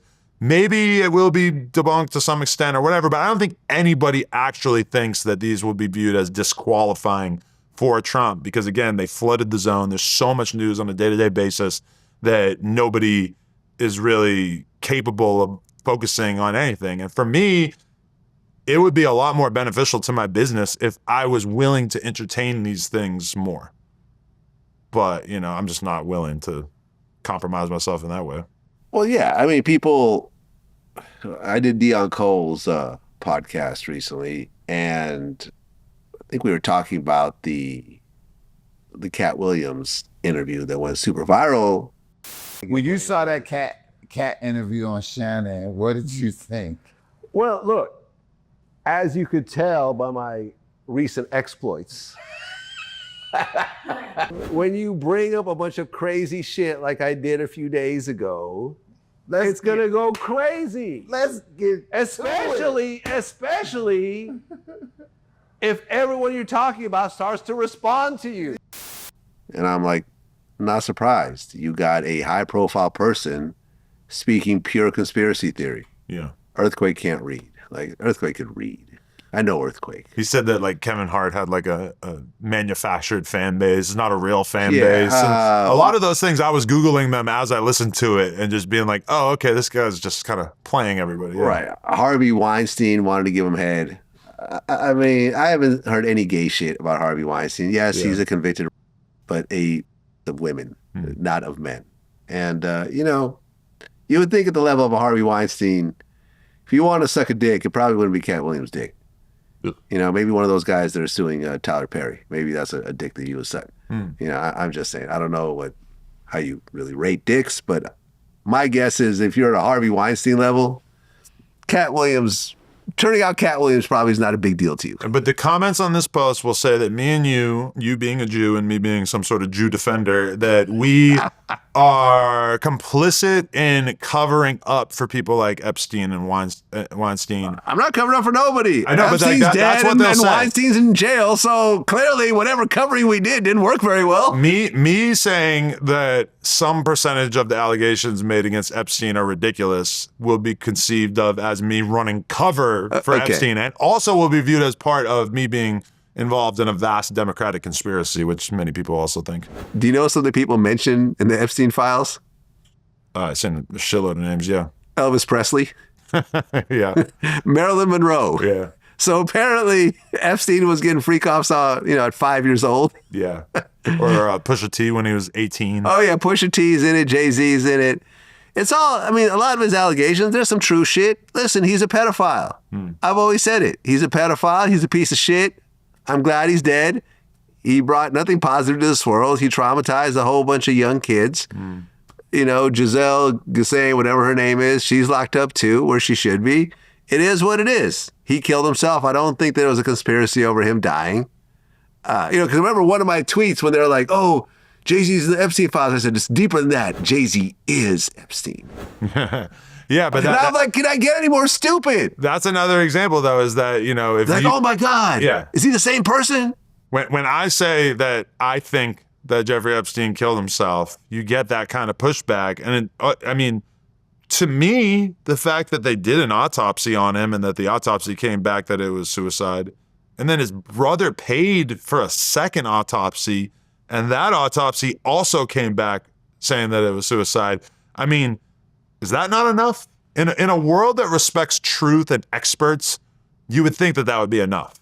Look, I interviewed Alan Dershowitz, who was Epstein's lawyer during the Florida case. Right. So he knows Epstein. He's worked with him closely for a long time, got paid by him, had to have serious off-the-record conversations and so forth. I asked him, do you think Epstein killed himself or was it a conspiracy? And then on August 10, 2019, they found him hanging in his jail cell. Now, this created a flurry of conspiracy theories. Based on what you know, do you think that he killed himself, or do you think that someone had him killed because he knew too much? The theory that he was killed because he knew too much is silly, because nobody would believe anything he said. He had no credibility at all. And so there'd be no benefit to killing him. I think he killed himself with the help of prison guards. I think he paid off prison guards to turn off the cameras, to turn their backs. I don't think he could have committed suicide by himself, but I do think he decided he could not spend the rest of his life in rat-infested jail cells, and that it would be easier for him to end it than to just spend the rest of his life suffering in prison. That was his decision, and he acted on it, but I think with the help of other people. He said, I think he killed himself. I said, why? He goes, well, knowing Jeffrey Epstein, he has been used to living a certain type of life for so long. Because remember, even when he was, had that Florida case, he was supposed to be on house arrest, and he was just out all the time. And the police were like, well, we can't do nothing. He's rich. So he never really had any negative things that happened to him during the majority of his life, right? If not his whole life. And suddenly he's in a prison cell. He's never getting out. Everyone's calling him a pedophile. What do you have to look forward to at this point? Me and you have lived pretty nice lives for, let's say, the last decade. Yeah. If you or I were locked in a prison cell and we knew that we were never going to get out, I guarantee you that I would be thinking about how I could kill myself. I would think about it. It's the number one I'm thing not saying I would do it, but I would Yeah. think about it. Like, what am I looking forward to? Yeah. Like, what are you looking forward to for the rest of your life? Not for a year or two. I'll do a year or two. Yeah. Forever? Yeah. Because he was already in, his 60s? Yeah. You Never getting out. read some books. You could do Make some some new push-ups. friends. Yeah, hang out with Bubba, watch some TV in the day room. I don't know, but I don't think that I would be like so committed to staying alive at that point. I don't know. Well, there was the rumor that Pooh Shiesty robbed Gucci Mane Yeah. for his wedding ring Yeah. And I remember Gucci actually posted like a picture on IG showing his ring. Oh. And people are saying that it was just a false rumor. But you claimed that multiple Memphis insiders told you it was true. Yeah. I heard about it from a bunch of people before it really like got elevated to the status of being, you know, sort of something that every rap fan knew about. I mean, I do feel like if it had no truth to it, that Gucci would have debunked it more forcefully. I'm not saying that he necessarily took the ring from him, but it does seem like, you know, Gucci Mane very much had plans on Pooh Shiesty being, you know, his artist and continuing to work with him. When he got out of prison, he posted up a photo of him and was real excited about it. And I mean, we haven't necessarily seen that that Yo Gotti's like embracing Pooh Shiesty on the level of him really being a CMG artist, but it just seems like if there was no truth to this rumor, somebody would have said something. So it definitely, from my perspective, feels like this is probably largely true, but I don't know. Really? Can you make somebody sign over your recording contract under duress in a studio? I don't know. But is Gucci Mane gonna fight it in court? Is Gucci Mane ever gonna admit that he was robbed or pressured to do something like that? I mean, I see your point. Yeah. I see your point. You know, let's just say that, yeah, he was forced to sign over the contract. Would he actually ruin his image by saying, hey, I got punked? Yeah. Big bad Gucci Mane, you know, the boogeyman of the South. Yeah. I don't think so. But to be honest, it kind of feels like, I don't know how Gucci Mane's image recovers from this, because unless he's able to put forth a compelling narrative that tells this in a different way, you know, I think the idea of Gucci Mane being somebody that you want to sign to as an artist, that balloon has popped. Well, you could say that, or you could also look at his track record and say that he's actually put on a lot of artists, more so than almost every other rapper. I agree, but that was a long ass time ago. Was a long ass all time of the ago. artists that he signed in the modern era, besides Pooh Shiesty and maybe like Fujiano, you know, Big Scar was seemingly doing pretty all right before he passed. But I mean, number one, again, people love conspiracy theories, and like if you really like list out all of the artists who have been signed to 1017 over the last 10 years, it's not a rosy outlook for most of them. A lot of them died. A lot of them, you know, just ended up in fucked up situations. Lil Wop went on us. A little Wop did go. He did.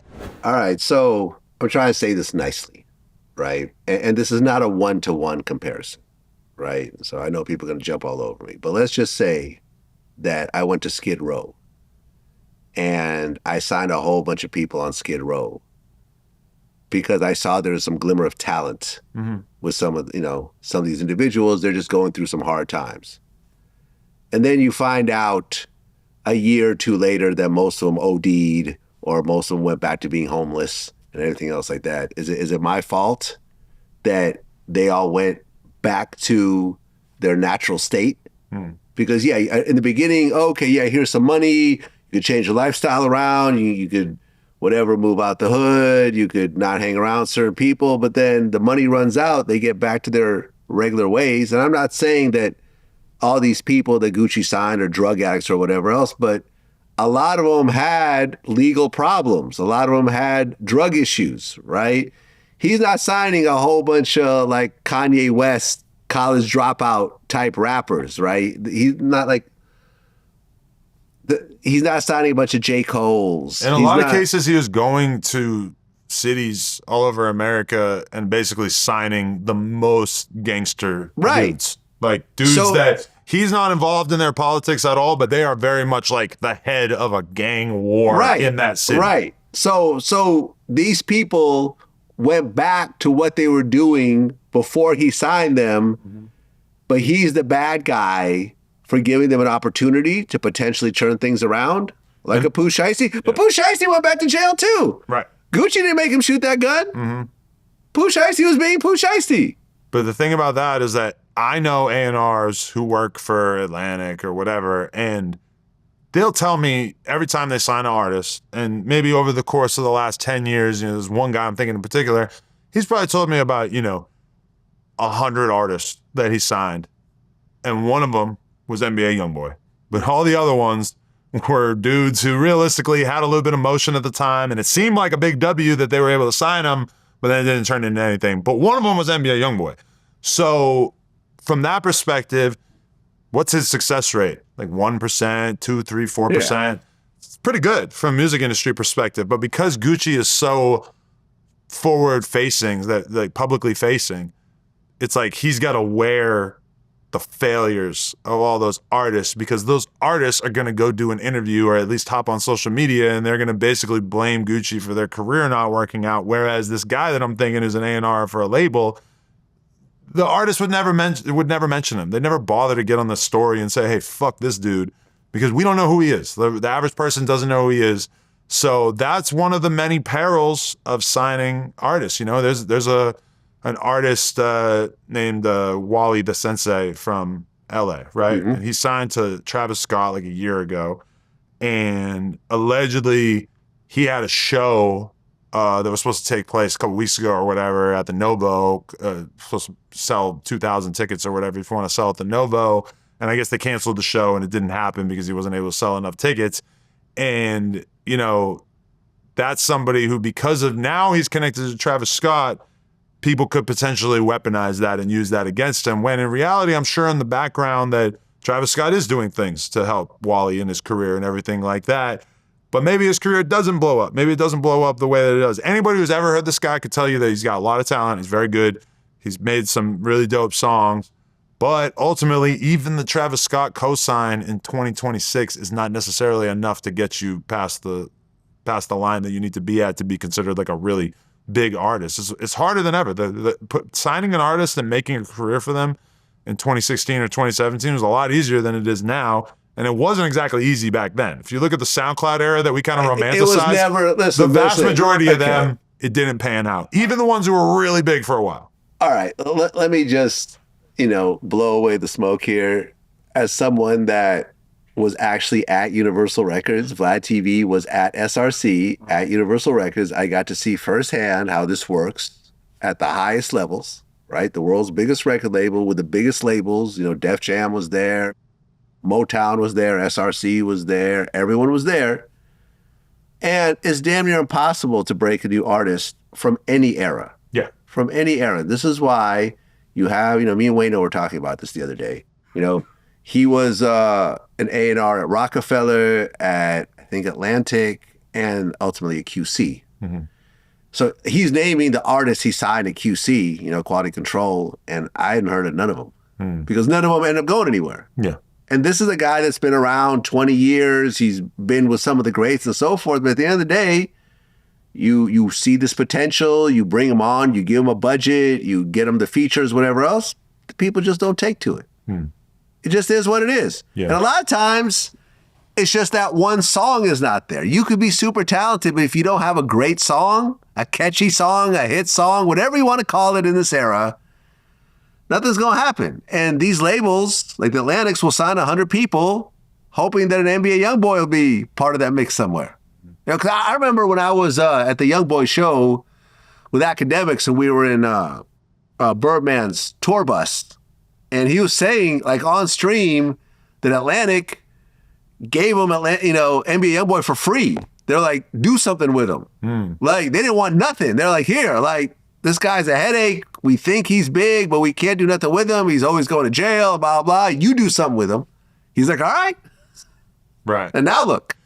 Yeah, I mean, it feels like it's so difficult to make the world care about a rapper in 2026, but you rewind the clock to 2016. What happened to a lot of those SoundCloud rappers? Realistically, not a whole lot.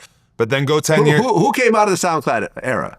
Uzi? Smoke Perp, Pump, Uzi, XXX, Juice, a lot of guys who, I mean, I think we all kind of assume that X and Juice would have had very big, long careers if they had lived, but you don't know that. A fraction of 1%. Yeah. A tiny fraction of 1%. And we're forgetting about all the dudes who got signed in that era that they weren't able to do. A ton of people got signed.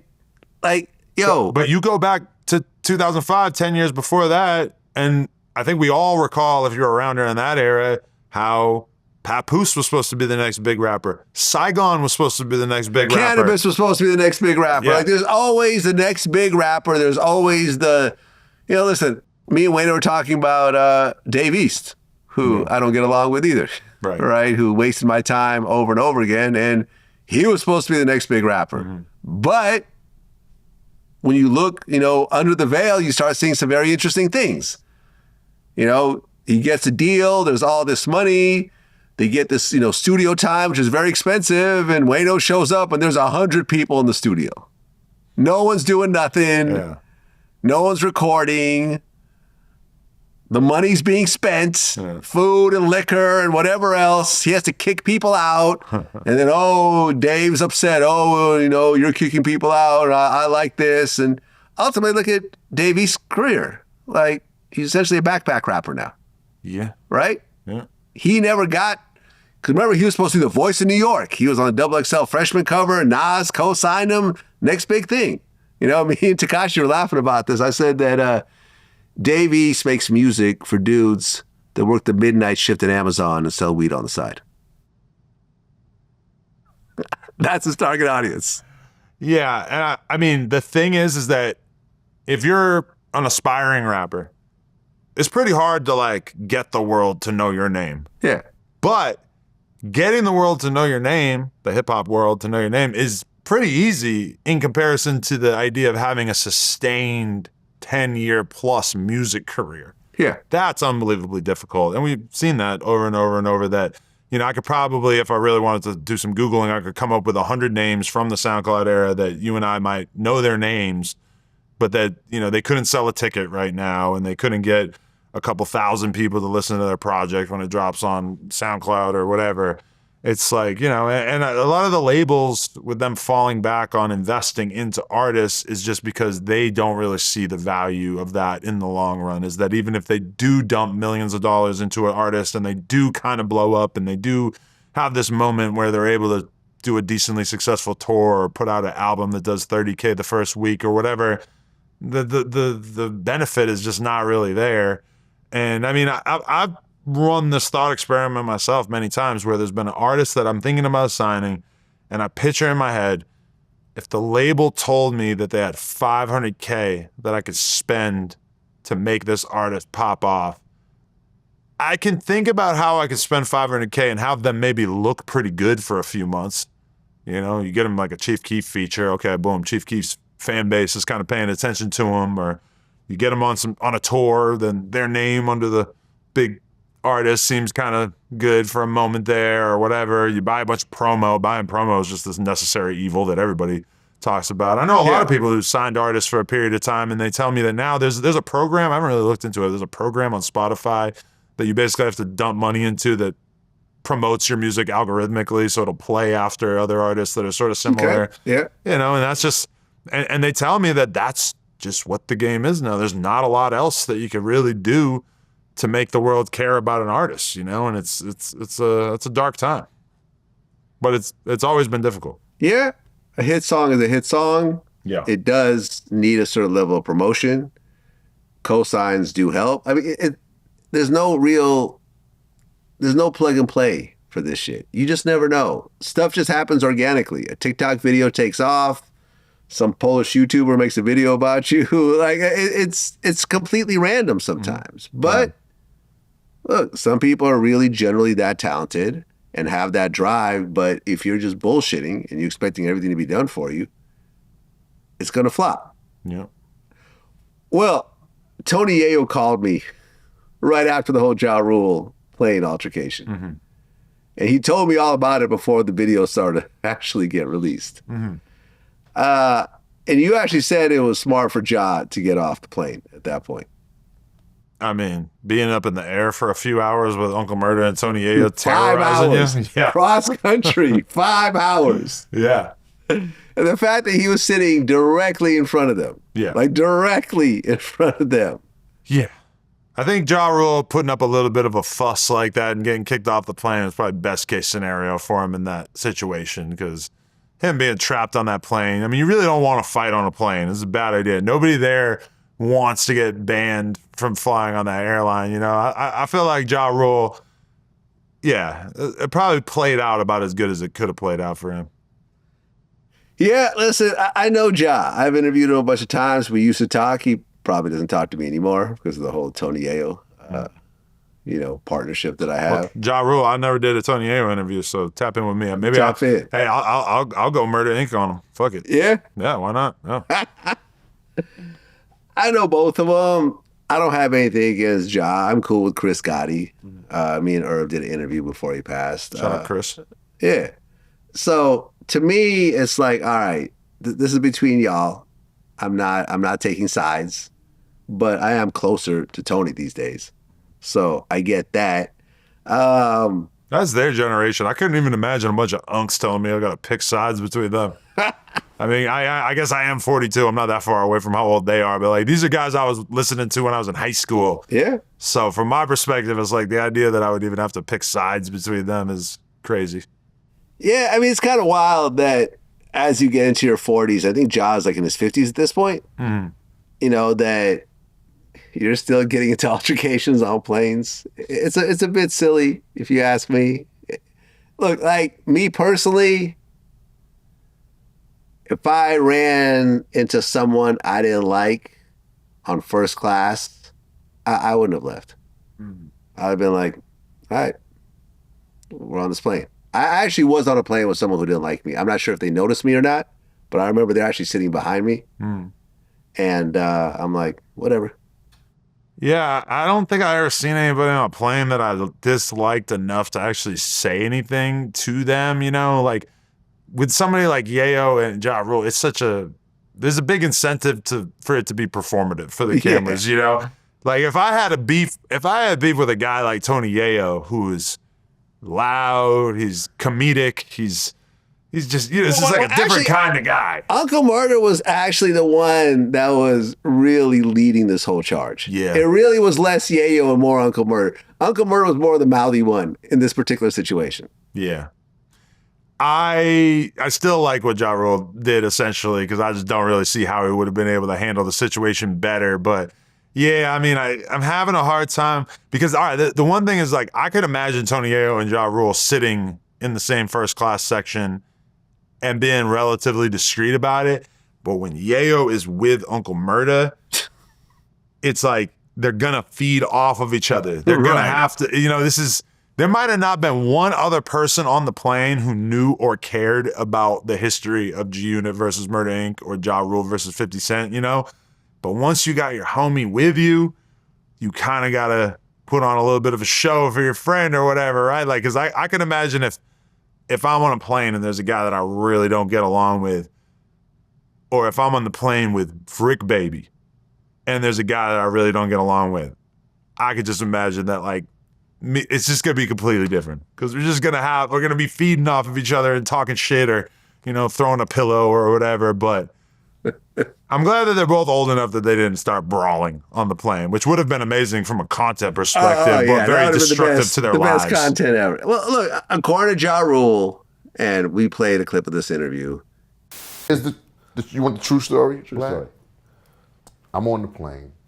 He comes on the plane. I'm on my phone doing something. So I see like a big dude coming on the plane and shit. So I look up and see who the big dude is, big black dude. And I'm like, okay, it looks like some type of security dude, you know what I'm saying? So I'm looking now to see who's with the security dude. It's him.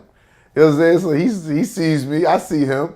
He looks at me, he's like, yo, what up? I'm like, all right, what up? Go back to doing what I'm doing. He goes and sits down in his seat. I'm in my seat. No more words were said, no more nothing, no more anything. You know what I'm saying? Shortly after that, plane took off.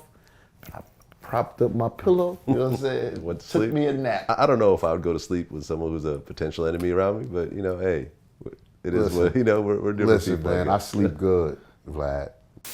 He claimed at one point, years after the beef had been started and whatever else, that he was on a first class flight with 50 Cent. He looked over at him, went to sleep.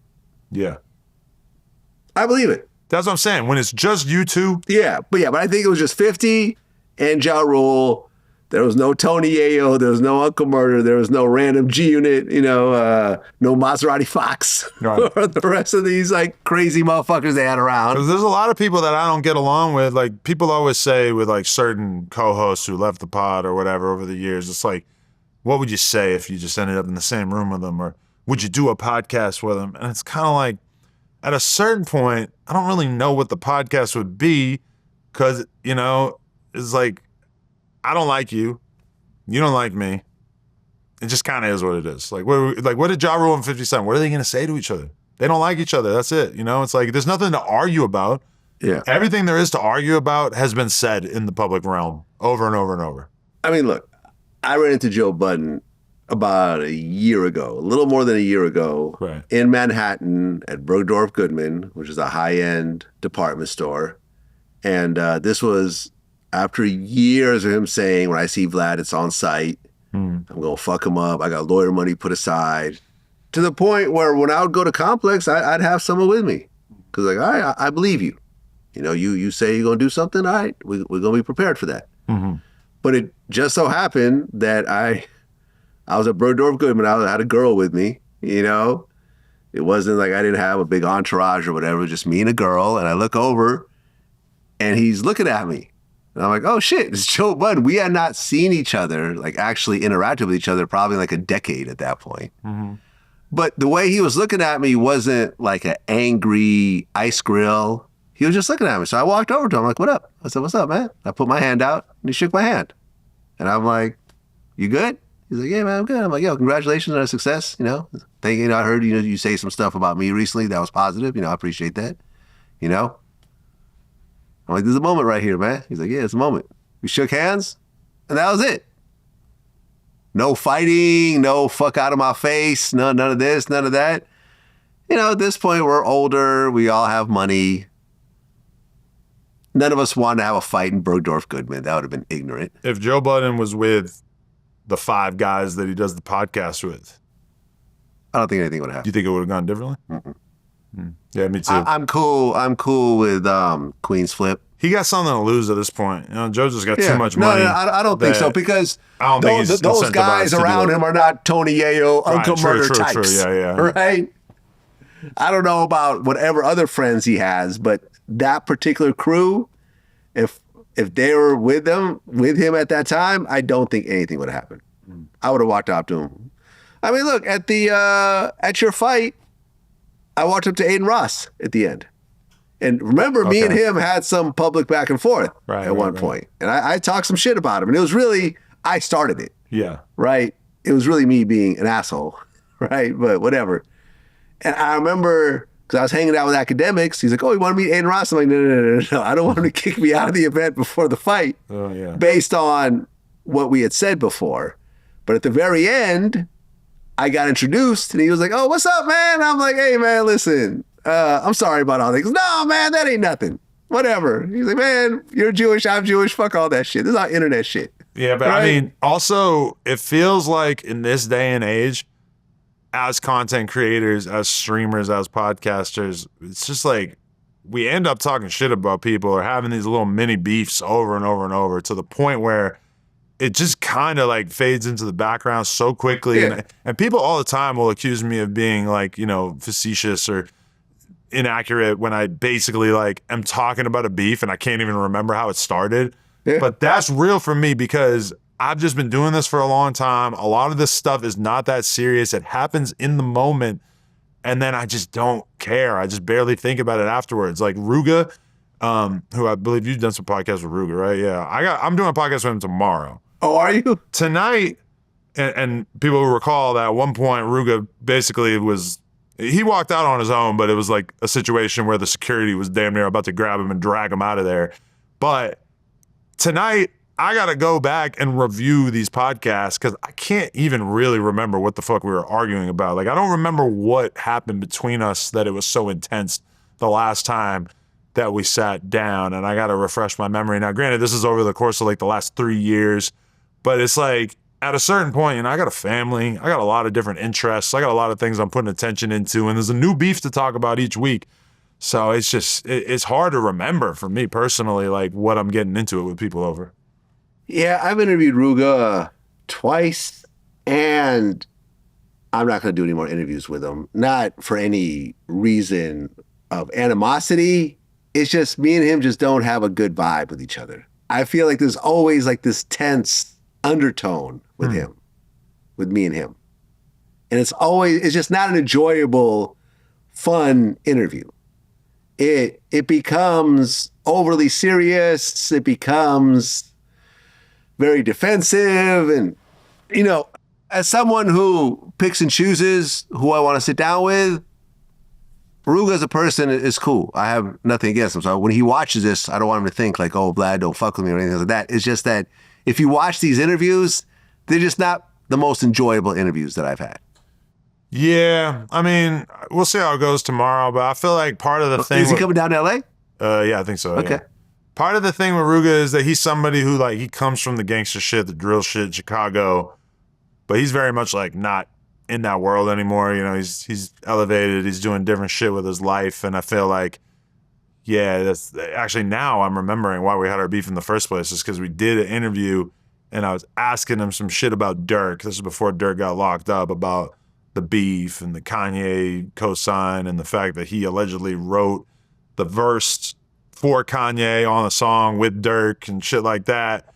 And I feel like Ruga resents the fact that no matter how far he goes in his career, people are always going to want to ask questions about the BDGD war and from the original drill era or whatever. And I understand that resentment. You know, for a while there, I kind of hated doing interviews because every interview I would do, they would make me talk about X, and they would make me talk about Pump, and they would make me talk about Lil Peep, and they would make me talk about the time the guy put the gun in my face, and like just all these like stories that like now when I do an interview, you know, usually I don't really know what they're gonna ask me about, or you can guess that it's gonna be a bunch of like recent shit or whatever. But you know, if he does, you know, if he did 20 interviews with me, yeah, we're gonna stop talking about that, but. You know, it's like you, especially when you're paying somebody to do an interview, you want to get your money back, and you might know that if I ask Ruga about some shit about Lil Durk, that realistically is probably going to be the best performing clip out of all the clips. So I mean, that's kind of just part of being a celebrity at a certain point. So yeah. I mean, some people, I feel like the Aiden Rosses of the world, they just fully understand how it works. Yeah, exactly. They embrace it, because me and him talk now, you know, text on a regular basis. In fact, we were supposed to do an interview, but I had to fly back to LA. So we couldn't do it on the day he wanted to do it on. But he's like, yo, the door's open, let's do it. You know, because he was basically like, as we were talking, I'm like, hey man, listen, I didn't introduce myself because I thought you were gonna kick me out. No, bro, you're a legend in this shit. Like, it's all good. Like, this is all internet shit. I'm not tripping off none of that. Right. Like, I fuck with you and so forth. So somebody like Aiden, when he's dissing somebody on stream, you can just feel it that it's a little bit of a performance. Yes. He knows what he's doing. Because absolutely. Keep in mind that Aiden is somebody who pays a big army of clippers to take the viral things that he says and spread them out to the world to make his streams more popular, to make him more famous. Yeah. It's like when you're interviewing somebody like Ruga, he's not thinking of it like that. He's not thinking like, oh, this is sick because this clip's going to go crazy. And it's going to be on every He's page. trying to remain as authentic to himself as possible, and that doesn't always make for the greatest content, unfortunately. And what I just noticed is that the older generation, not everybody, but a lot of the older generation dudes who just like, fuck him, I hate him forever, I'll never fuck with him, it doesn't matter. Like the Dame Dashes of the world, right? Because I hit up Dame, you know, I DM'd him, I said, listen, I ain't got nothing against you. Recently? Right? I don't know, maybe 6-9 months ago, something like that. He was viral 6-9 months ago, probably what made you think about it, yeah. No, but I mean, his name come up in my Eskino interviews and so forth. And you know he would be a very big guest. Yeah. He'd be, you know, I mean, I've interviewed him before. He's interviewed me before. And I'm like, listen, bro, like, none of this shit is serious. If you ever want to have a conversation with me, here's my phone number. And if you want to do something together, let's do it. He just looked at it and didn't respond. Because Dame is going to go down to the bitter end being Dame Dash. And doesn't matter how deep in, you know, bankruptcy he is or how few teeth he has, he's still the big boss and he's still the CEO and he's still, you know. I remember I was talking to a friend of mine And he's like, yeah, you know, because I look up to people like Dame Dash. I'm like, really? People pick and choose the parts of Yeah, their personality that they want to look up to. There are better business role models out there who are, I mean, because Dame is in such debt that it's impossible for him to pay it off during the course of his lifetime. You explain to me why you look up to Dame Dash and not Steve Jobs. Right. I feel like you're going to get a deeply anti-intellectual answer to that. Dame, unfortunately, will die in debt. Yeah, for sure. Unfortunately. I take no happiness in this. Me and Dame had our back and forth. It's whatever. I don't give a shit. I feel that my life turned out a lot better than Dame's, right, at the end of the day. But it's like, all right, life has humbled you. All right, listen, here's someone who's done a lot better than you in the media space and so forth. Okay, cool. Let's just put our differences aside. Like how me and Wack hated each other for 10 years. We got on the phone and we laughed it off. And now look, he's a regular guest on my show. And I can honestly say that I have benefited in many ways based on my relationship with Wack. Same. Financially, business connections, certain piece of information that I was passed. He would put me on the phone with people that I'm trying to reach. He's booked interviews. You know, he helped me get The Game. He helped me get Ray J. He helped me get Blueface. Mm-hmm. This was all 3 bookings that was done exclusively through my relationship with Wack. Mm-hmm. They probably wouldn't have happened if me and Wack were still at odds with each other. Right. And it's not like I was forced to make up with him. Well, you know, I knew he had a problem with me. I'm like, okay, whatever. You know? Yeah. I'm preparing for that, and if it is what it is. There's a lot of people recently, like I patched it up with King Pill, 607 King Yayo, like all people that I kind of had issues with, even the Ruga thing.